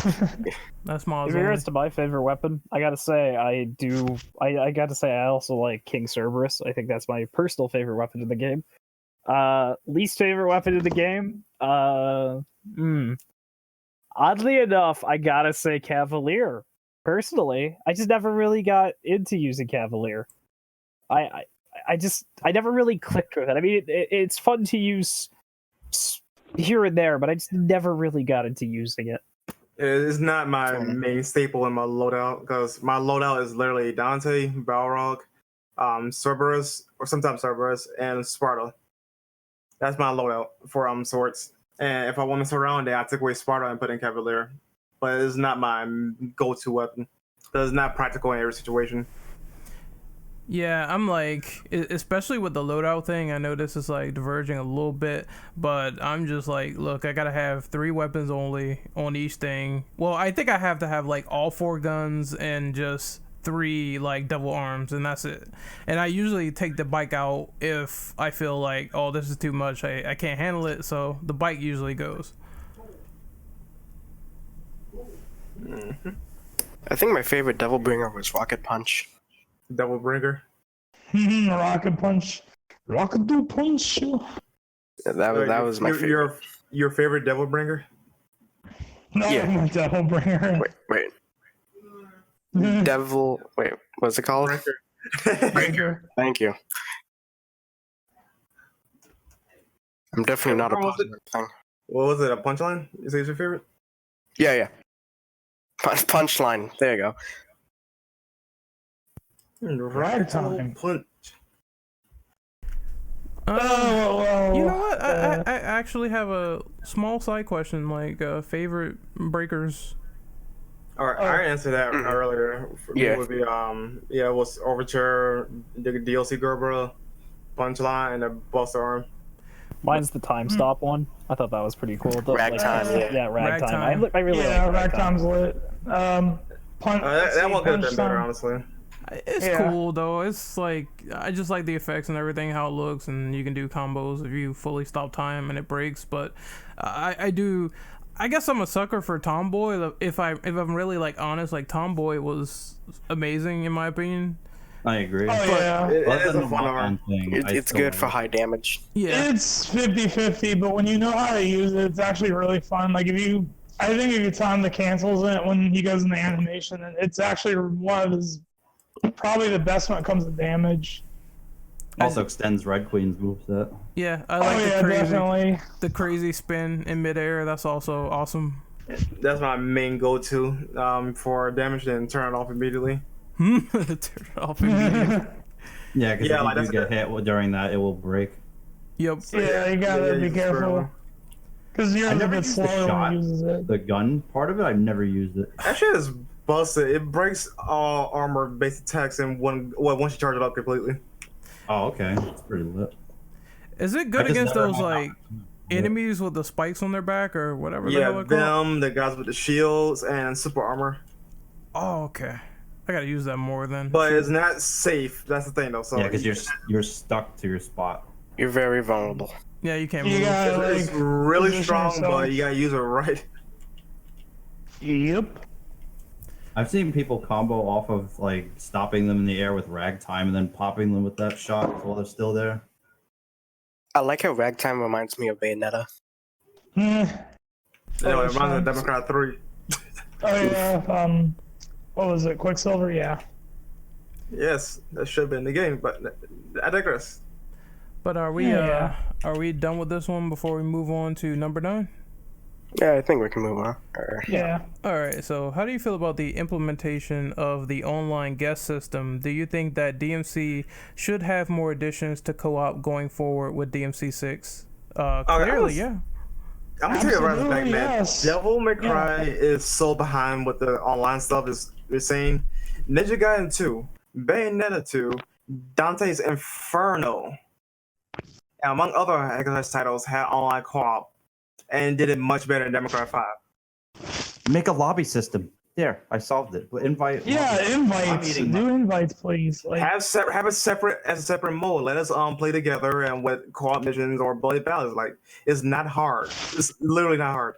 If modders can do it just by doing their magic, there's no excuse that Capcom can do it. I'm sorry, like no, they held this back too much with the online. The cameo system was a bit of a letdown. I honestly was. I never used it the whole game, actually. I think I used it one time, and one guy didn't really, he sort of joined my game, but he really didn't, because I had to fight against him. It was one of the earlier Nero missions. I think I had that turned off. The only time now his thing with the cameo system though, depending on the mission, your actions can affect the other person. Like for example, if you're playing as V in mission 4, if you don't know shortest climb up routes, yeah, you have to make Nero take a longer way around to complete the area of the mission. I noticed that when I restarted that mission 3 as Nero, and I had to take a longer route than what I took before. Mm-hmm. So like the missions that you actually do co-op in, which is mission 7, which is very limited compared to mission 13.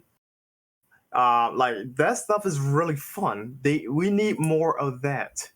We really need more of that. It was so much fun. 3 Warriors, I think it was. Is that the one where they're like all together and you're going down the holes? Yep. Yeah. Oh, okay. I know what that is. Yeah, because I played it on PS4 originally with like base game, and then I played it on PC, and very recently I just played through Bloody Palace completely with a friend because of the co-op mod, and that really shows you what, in my opinion, DMC5's co-op could have really been like, and it's disappointing. I do think co-op has a place in DMC. I just wish it was in this one, I guess. Yeah, it seems like even the initial findings of local co-op and DMC3, it seems like they're building all up to that. And considering the ending with Dante and Virgil being together, I don't see why they won't do it. I agree. Also, Eli, we hear you typing. My bad. It's cool. But yeah, I hope that in the future they implement all this stuff like an invite system, because we really need it. I found it a pain in the ass to find like certain people doing the same mission I'm doing, because you had to do that whole reset button thing, and I'm like, okay, well, I got a menu quit out. Hopefully yeah, it's like I have it set to friends, like prioritize friends, and I'm not getting my friends. Like, why? Come on. Oh yeah, I didn't even get Vandal once on PC. Yeah, it's so annoying. Just, it's funny, like it feels like they ripped this whole thing from RE6 with the guest system, because you know the characters could cross over with each other in certain segments, but they forgot the vital thing, which is the invite system and how it works in that game, and how they have like all these menu options in RE6. Never mind the invite system though. Just they didn't flush it out. Like there's no dedicated mode towards it. There's only 2 missions, and select missions that require you to do something to change your path for another character. Mm-hmm. Yeah, it definitely blows when you consider what could have been as opposed to what we got. Yeah. Mm-hmm. Yeah. But anyone else wants to go on this before we move on? I think online co-op would be good in further DMC games. Co-op Bloody Oh Palace. yeah, DMC6. Yeah. Dante, Nero, and Virgil kicking ass together. That'd be cool, actually. With V as a side character. I don't think that's happening. Unless it's unless it's like a non-canon scenario, then yeah, sure. Or extra character. There's always help. Yeah, non-canon, sure, but canon, nah. I don't think it's gonna work. Alright, so let's move on to the next question. Let's see. This is question number 10. What is your stance on the plot and characterization this time around compared to other Devil May Cry entries? Oh, mine's if I go on this one. Yeah, this go ahead. I'll go. Okay. Here's my feeling on the story and the characterization. I do think the setup is really damn good. Like, I feel like, you know, when V appears and Nero loses his double bringer arm, Dante loses and gets his ass kicked and Rebellion breaks. The setup was great. I actually think it's really good, and how Nero and V and Nico team up to like sort of find Dante. And I do love all the references to the game. However, and when you get to Dante, that's when the story starts to get really good, and it has some great moments. Like I told you, Dante unlocking Syndicate and Mission 17, like the entire Mission 17 was awesome. You know, when they were Dante and powered up years and were fighting at their old home, you know, Virgil.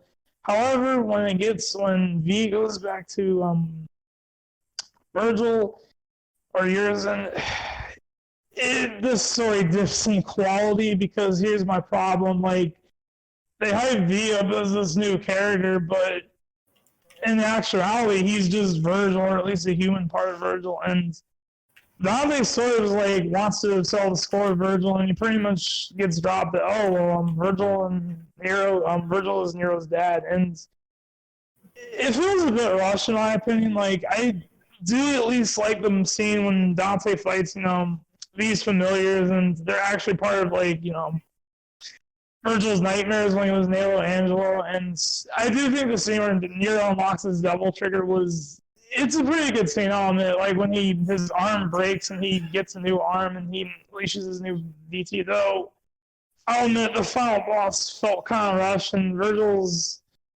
doesn't get any serious repercussions considering all the shit he pulled throughout the game, which is kind of jarring. Like Dante's like, I'll keep an eye on him while we're in hell. And yeah, that's kind of it. I do enjoy the story, but I think the ending was a bit rushed. You can kind of tell her like tapped for time, especially like, yeah. It just felt like they kind of. It just felt like they were aiming for the perfect fan servicey ending, which I mean, people did get what they want, but I do feel it's weird that Urizen soul sucked everybody, and Dante's like, well, he's back to normal again, so let me go down here and help my brother out. I mean, I understand the motive, but it is like weird when you consider all the people that died. It's like it doesn't matter at the end. Okay. My bad. You go ahead, Andre. Let me finish your point. I'm sorry about that. Real quick, my bad. The whole game is essentially like a giant deconstruction of Virgil as a character, because his lust for power taken to its logical extremes, and how he hates Dante, and he doesn't know the fact that he sort of like is willing to kill millions of people to reach his goal. And then I think through V, he just feels a lot of remorse for his actions, and he does change a little bit at least. Like he's sort of doesn't want to fight Nero or Dante, but he sort of has to, because like I said, they still got that rivalry going on. But go on, Brendan. What are you about to say? Yeah, mine's going to probably be a long answer, if not the longest, but this right here is probably the weakest in terms of like pure execution, or at least what they're trying to go for in terms of storytelling. Not the worst, because there's more to come at 11 as this. But it's nowhere near that bad though. But in all seriousness though, like this was a really weak story. Like the presentation was at its best, all things considered. And the setup was cool, at least, and the initial premise was awesome. Like, Dante was beat to his to the ground, like, he was at his peak and power, and he couldn't beat this new threat. That's awesome. Now, here's things to get really get my nerves. The characters they have were pointless. Lady and Trish, there's no need for them to be in the game, because all they were was literally just damsels or tropes, whatever, Like, especially if especially going back into history, like these girls helped Dante and whatnot. I ain't saying like no, they're on par with Dante though, but they're not like pushovers either. But then again, though, this is yours, and bop the fuck out of them. But besides the point is that they honestly didn't need to be in the game if they were going to be like side chicks. Mm-hmm. And also the characterization of everybody, really, because with Nero's story, I do mean that loosely, was kind of non-existent, because he's pretty much there to set up the scene, while Dante gets most of the story. Like all the important stuff happened with Dante, and then Nero comes at the end and wraps everything up for whatever reason. Yeah. Virgil, truth be told, I'm gonna be honest though, Virgil did not need to be in this game. He didn't need to be here. Or at least his role should have been different. I'm fine with Urizen being a thing though, but Virgil, like just Virgil himself, like he didn't need to be in the game, truth be told. Yeah, and it felt way too fan servicey. Like Virgil's motive behind becoming Urizen was stupid. Like he's salty. He's just basically salty that he lost to Dante. Yeah, he like really asked Matt about it. And the funny thing is, Urizen's actually like weaker than Virgil, if you can believe it. Well, technically yes and no, because Urizen is stronger than Virgil was before. Mm-hmm.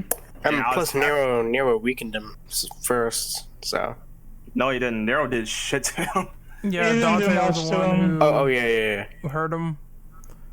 But besides that Dante- point, though, V was probably the most pointless addition, or at least not of all the characters. He did not need his role was more like a plot device, more so than him being important.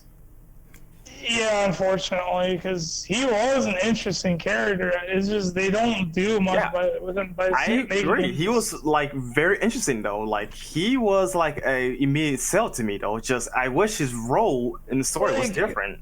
Like all he really is a satellite character to Virgil. Because I'll be real with you, if you took Virgil completely out of the picture, then V really doesn't have much of a connection. Because I kind of wish V wasn't really connected to Virgil, which kind of hurts his character a bit in my eyes. Because I mean, it's cool with his human side, but they could have done so much more with him besides making him part of Virgil. I think it really cheapens his character. I think one way to fix all this crap would have been to make V and Virgil differing characters, and somehow, some way, make some loose connection, but not really to the point where it's like the original story. Just make him like a tragic character, and by the time that Urizen comes and consumes him, then we would be probably surprised by that because he's not willing to do it. He'd be like a tragic character. So I would have loved it if he would have been a sacrifice, because that would have made the story a lot more deeper. I like the theory I had a while back where V was basically like Trish, where he was made by Mundus.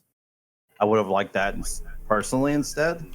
This one theory I saw that would also have made the summoning make more sense too. They wanted to do not only that though. This one theory I saw that's actually related to yours, James, is he was actually the embodiment of Nello Angelo, like the power that Virgil got from Mundus. Because you remember that when he split himself in two, he got rid of anything related to Mundus. That would actually make sense if V would have been the Gilbert and he was the embodiment of Nello Angelo, which is why he had access to all these summons and all this other stuff. Not to mention that would probably make him more of a badass, because he'd be more physically capable of doing much more than just being a wimp. So like a reincarnation. Like a maybe reincarnation, manifestation. I would say in this manifestation. Case. And like he's sort of like basically he kind of like pulls this ultimate sacrifice to save Dante and Nero, because they remind him so much of Virgil, and he kind of feels like some remorse over Virgil, like what became of Virgil, and he's like, I want to I do want to save these two and defeat Virgil, but at the same time, I know it's not going to do much. Yeah, that would have been awesome. That's kind of what I'm saying with the whole reincarnation thing, because if they did do that, it still would be stronger than what we got, because if he sacrificed himself for Dante and we found that out later, it'd be like, oh shit, well, I can see why he did it. Can we talk about how V is basically Roxas from Kingdom Hearts? No, nobody and Heartless or some shit like that. Yeah. We're aware of the jokes there. At least I will say DMC is a lot more well written than Kingdom Hearts on that front. It was It really is. That's a whole nother podcast entirely. It'll be the one after this. Mm-hmm. It'll take 15 years for us, and then we'll talk about Kingdom Hearts. But to actually, just get back to what I was saying though, like, the structure of the story could have been better, because again, like Nero himself was more or less underutilized than anyone else, because he's supposed to be the quote unquote the main character, but he didn't feel like the main character. You get my drift here? Yeah, he kind of felt like he was just there. He was just kind of there to tie up a loose plot thread. Nero is Virgil's son, and he gets his DT, which I'm like, he could have achieved way much more in the story. I'm gonna be honest with you, because I mean, it would have been like, I don't know. It's really hard to explain, but I don't really disagree to some extent. I definitely feel like this is more of Nero's game to some extent than Vor. Yeah, I do agree with that though. It's just like they didn't convey it well, honestly. Yeah, if you're gonna do this whole family aspect, you gotta make me care like a lot more and raise the stakes. I think that's what they need to do going forward. Like, if this whole thing is important, if love is important, then you gotta convey it a lot better than you did. Here's the thing though, the stakes were raised, just not with Nero. It was all with Dante. Like all the important stuff happened when Dante entered the scene. Here's the problem. None of that happened with Nero. Like, sure, yeah, you can say that Nero was the catalyst because he got his arm ripped off. But no, all the heavy stuff, the exposition happened with Dante, not with Nero. But here's the problem. Like, the problem. Run for I just wanted to clarify. The problem is that those stakes are thrown out of the window when you figure out what happens at the end of the game. I agree with you on that though, definitely. Like I agree with you. Like I think Andre mentioned that there was like no consequence to Virgil's actions, like because he reunited with his humans, therefore he's like air quotes good or neutral now, which doesn't make any sense because I would assume really it's weird, all. Actually, I disagree with that part. I'm not going to agree with that because of V. I guess it's the interactions V had with Nero that changed him to some extent. That still doesn't add up because you got to take into account that his devil side would have more influence because remember he was the more powerful one at the end. Yeah, Virgil feels kind of like a Karma Houdini a little bit. I assume it just has something to do with Urizen taking the L at the end. Like, I don't disagree of V having some form of influence though, but it shouldn't be enough influence when one side should be more dominant than the other. Yeah, I think it's definitely a combination of the things Urizen experienced fighting with Dante, and then of course Nero and V. That's my assumption. It's a combination of things. That's true, but it's also at the same time doesn't change like why would Virgil just snap of the fingers to suddenly be the good guy? I wouldn't call him good. I'd just call him neutral right now. That's why I put air quotes. He ain't on that allegiance yet. Yeah, he's like, all right, we're cool until this shit's over. He didn't say, I'm joining the crew. It's more like, all right, fine, I'll mellow out for now. That ending was just so rushed. I'll say this. Popped out of nowhere, stop this fighting, please. I don't even think it's rushed. I think it's just the direction they chose to go with it. I'll say this. Hang on, Andre. I got another conundrum I gotta actually bring up though. I hate how they downplayed Dante's and Virgil's rivalry. They pretty much dumped it down to them having a petty civil rivalry, which is not true. Anybody that played Devil May Cry 3 know like it's more of like a mix of ideology. Their ways of living their lives is different. I mean, are we going to ignore the fact that Virgil sprouted a giant tower that literally killed most of the population in the city? Like, their reasons for doing their thing is different, which is why they clash a lot. Not because I hate you, you hate me type of kind of bullshit. I didn't like how they handled that in 5. They wanted to try to pose a question when Virgil's like, "Oh, would you do the same thing for me?" But I feel like that was very minuscule when it happened. I'm like, why didn't they go in this direction more, where they try to understand the whole Eva shit and how they're all different and all this stuff while bringing up the discrepancies between both of them? I think that would have been a lot more interesting. Like, they didn't even acknowledge that with say Nero. Like Nero just came in as like, stop fighting, this 7 virus sucks. Like they didn't even bother explaining let me tell you why things are happening the way it was. First, since Dante dropped the bomb on Virgil is his father. Now, I think that right there, that would have been a good moment, have a cutscene dedicated, explaining what's going on, why things are the way they are between the two of them, their family history. Then that will probably make the moment, Nero's moment when he's getting Devil Trigger was amazing. Just how it was brought up wasn't good. He emotionally panicked and got it, basically. Which that part I'm not against because he's the moral of the story for that is he is afraid that he's going to lose the only people related to him. And he's already lost Fredo, so that kind of fucked him up. Nero loves Dante and Virgil with all of his heart, essentially, and he kind of acted on instinct. Why would he love Virgil? The man ripped his arm off. I don't think it's it's weird. Virgil per se. I definitely don't think so, considering they were having a stabbing contest. I was like, it made more sense if he didn't want Dante to die, because that man was more of his father than I do Yeah, think like, he it was cares that Virgil's his dad because just by the fact that he's related to him means he doesn't want to see him die. Exactly. He just wants him to stop beefing. Which I did agree with that point. At this point, yeah, they need to stop the beef. What Yeah. beef though? Like, Virgil's basically the one hanging on to the baggage at that point. yeah, I don't disagree with you on that one though, but the beef right here, like, it's more than just beef. It's much Yeah. more than that. Like, seriously, three made a. I'm putting it in simplistic terms because I don't want to go into a whole background thing for it.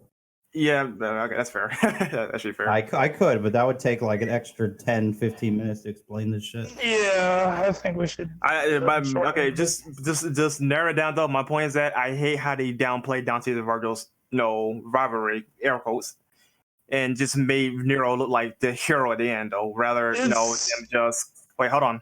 Rather than them conveying like to Nero like why things are the way they are. And then that would maybe more of a motivation for Nero to come in and stop all this. I would have that been more favorable. I was gonna say I do wish Virgil explained himself. I guess we're gonna wait another 11 years for that explanation because this dude has got a lot of shit to explain what's happened. Yeah, and why did you bang? Why did you have Nero? Why did you do this? Where the fuck have you been for like 20 in years? Virgil's defense though, he didn't know Nero existed though, so I can't give him flack for not being there, quote unquote, because he just left the city right after he's done with his thing. Because remember, he's on a journey for power. I guess I hate that Virgil dived in at the end of the game, because I wish we got any dialogue with Virgil's a treat. So I hate that there wasn't more. Think of it like this: he's like, Wesker, my man. We both fucked in the past. Now we got a son. We totally got a son now. We nutted. We're power hungry, and we didn't know they existed. Except one guy is in the volcano, and the other guy's like in hell for some reason. At least Virgil's alive and well. Wesker's donezo. Yeah. But guys, Virgil's the best dad though. Dad of the year. Honestly, I will say their fight did fit the series. Like Nero and Virgil fighting felt DMC-ish because anything with these two, with Dante and Virgil, for example, if their idea of having a reunion is beating the shit out of each other, Nero and Virgil was no different. There's a good father-son moment of stabbing each other. It made sense. It really made sense. Especially that part didn't bother me. Although I do agree with Brandon, the real final battle was 19. 20 felt more like it was just extra storytelling. I said Mission 20 is the epilogue. Yeah. It's basically the closing of the game, which I'm not against. I like the dialogue. Nero did act realistically to Virgil. That part I applaud them for. I didn't think they were going to be that harsh on him, but hey, I'll take it. I mean, he did do Call rip his my dad arm a off. fucking jackass and shit like that. I was like, okay, the dude ripped my arm off, man. I would be more angry than Nero. Quite honestly. I'm saying the way they wrote his frustration was believable. I was like, yeah, I'd be mad too. You mean the fuck you trigger? I'm gonna post that here. Fuck you. Call them a jackass. He called him an asshole. He also said jackass thing at one point. Both, you fucking asshole. Yeah, 5 kind of felt like a passing the torch kind of game with Nero. That's what I get from like at the end when Dante and Virgil leave to go to hell, and Nero is. I like that Virgil's like, I'm gonna fucking ground you when I come back. Oh, the passing the torch thing is like another can of worms for me. Like if you guys want to do it as a question though, that's up to Renegade, because no, this technically diversion from the main topic. Yeah, my bad for answer because we were talking quite a bit about the story. This was bound to happen. Ren knew from the beginning we were gonna be around. Yep. It was fun though. It was fun. That's why this podcast is like 2 hours. I'll give you a couple more minutes. Go ahead. I think you meant you, Brandon. Oh, I'm passing the torch. The question. Okay, well. The thing is though, I am personally not big on Nero. I'm fine with quote unquote passing the torch on to like a new cast of characters or main protagonists though. Just Nero doesn't quite do it for me personally. You know, he's not. He doesn't fit like what I would say as a passing the torch character, especially how he was conceived and how 4 was developed, and then how little they done with him in 5. So like it does, and him as a character, it felt like more like a more like a OC version of Dante. Like it doesn't mix with me. I'd rather have. He needs If I sit more- here and say like I'd rather have any other character, that would be a lie, because no, it could be another character that could be worse than him. But no, I think Nero from Conception could have done better. What do you think Nero would have to do in the next game to like solidify his place? Get himself some devil arms. Brandon. Fight like a demon lord or something like that. Like I guess. So he's that got to could have work. his own Mundus. Thank you, Brendan. Yeah, I was about to say, go ahead. Honestly, I don't know. I don't have a clear-cut perfect answer. I really don't. I guess from start we need competent storytelling. That would be Again, a start. I don't think the storytelling's bad. I just think they didn't elaborate enough. I don't have a clear-cut answer though. Just right now, at least. Maybe down the line, I probably will have an answer. Just for now, I don't really have one. Just TLDR, he is not a character for me to pass the torch on, and I don't have a clear-cut answer on how they can improve upon him. He needs more time to grow as a character. But at the same time, I don't feel like he should take over the series because, like I said, they pretty much started the series. I think, just to chime in like really quickly, I think the only thing they should do with Nero going forward is essentially not make him a main character, just make everyone feel like main characters if we're going this route of like 3 playable characters. So I always said this best. I thought that DMC felt like it's a game that needs to follow the Tenchu 2 route, where you can pick a character and go in their own story direction while having these sort of intersections. I think Democrat too did it. Yeah, I was gonna say DMC too. Something people don't credit enough for is being separate. They even though Dante had more missions though, they balance out their perspective stories and with the narrative they have at hand.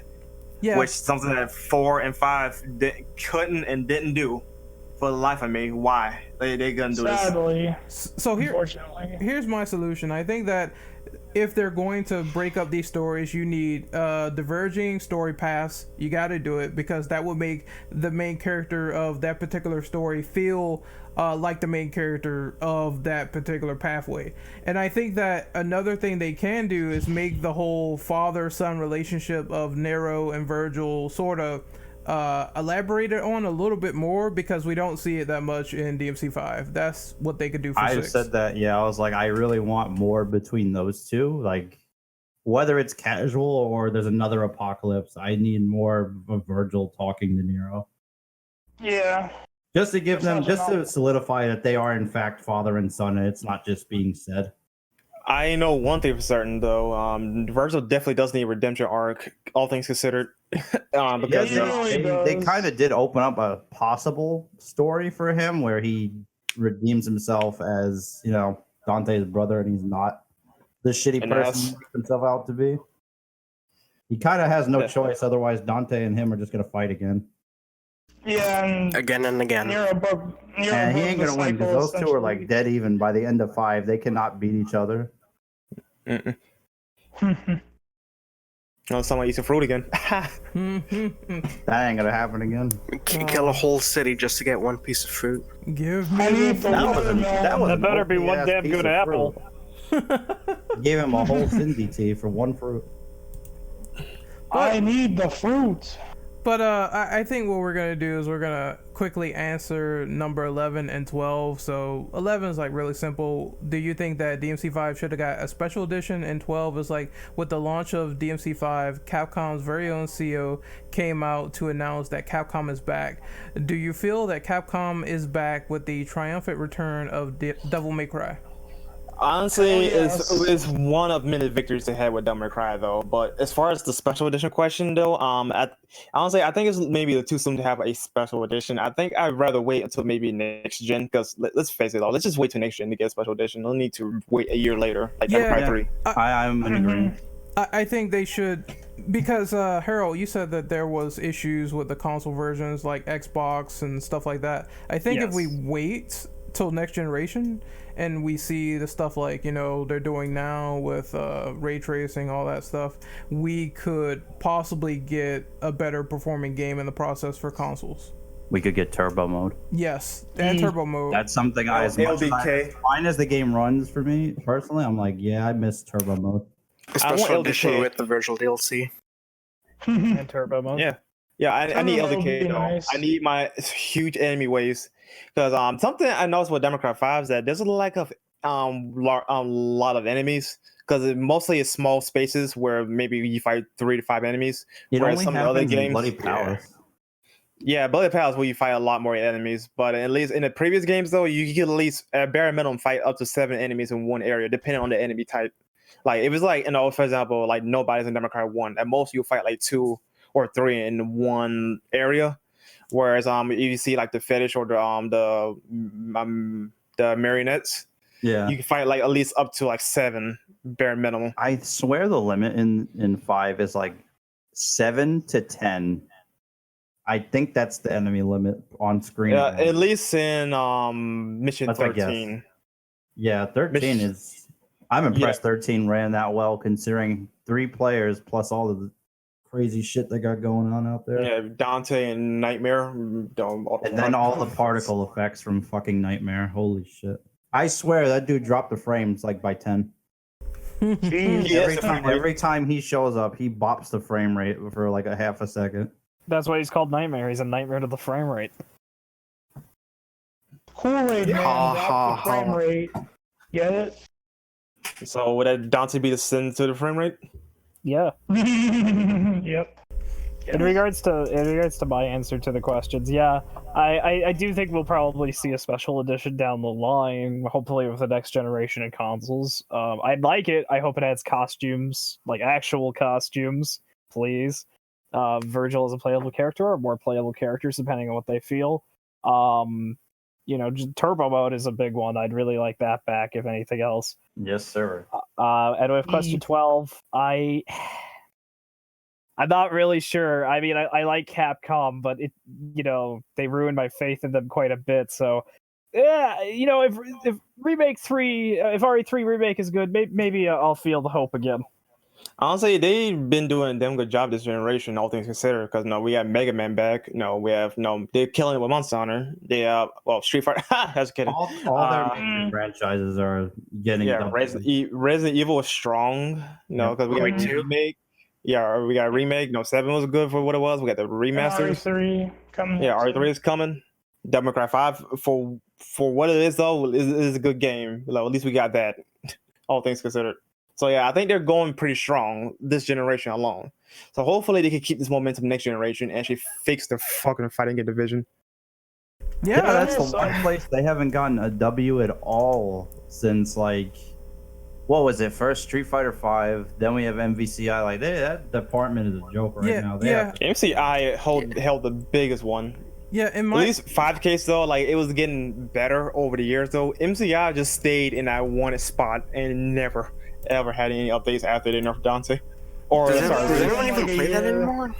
People still play it. No, surprisingly, but for the patching of that game, and I guess for Ultimate Marvel discounts too, they need Marvel, like they need to pay them every time they patch the game and stuff, right? That's bad. They need to pay to get the licenses to use the characters, which does have Marvel as a character. That makes sense. Yeah, that part. Really stingy. Once they're done with development, then maybe they probably had to do more negotiation though. But during the active development, no. I'm probably they don't have to. Like post. That's a possibility. Then that's a possibility. I'm not sure how those deals work behind the scenes. All I know is they gotta pay out the character licenses. Fuck Disney. That's a given. Fuck them. Yeah. Mm-hmm. I think I'd also like to see DMC5 get a special edition as well. On newer consoles at least. Same here. Like I said before, but I would definitely like them to do a special edition though. I'd say wait a little while, maybe wait like 2 or 3 years maybe into the new console gen. All right, 1 year in, so. I'm not gonna lie, I kind of wish they would stop calling it special edition. Just call it motivated. The motivated edition. That's it. No edition, just motivated. Just be honest, even Dan himself has made the joke. They might as well call it Virgil edition. Or DMC Yeah, 5 but that's Ultimate. not a title seller. You know, like that's not a catchy name. Well, it's an inside joke for us, the community, though. But to get like, oops, sorry, I hit my mic. To get like new people in though, like Devil May Cry 5 Motivated, like what the hell is that? That sounds stupid, you know. Like as a marketing ploy, it doesn't Virgil's sound big right. dumb smiling face on the front cover, like oh. Can't pretend that Capcom didn't call games dumb before with Frank's big package. Yep. That's the Canadians though. We don't talk about them. They're part of Capcom. Part of Not Capcom. anymore. Capcom. They shut down. Not anymore. They still publish shut that down. game. I don't know. Like Frank's big L. Like I was gonna say earlier, the problem with Capcom seems to be just everything's good. So even the gripes with DMC5, you know, they still publish a pretty solid title. The issue is just their fighting game crap. Like all the fighting games they made so far has just been trash. So Street Fighter V was okay, but the way they launched that game was just terrible. So they need to just make a comeback there and really focus on a lot of post-game stuff that people actually want.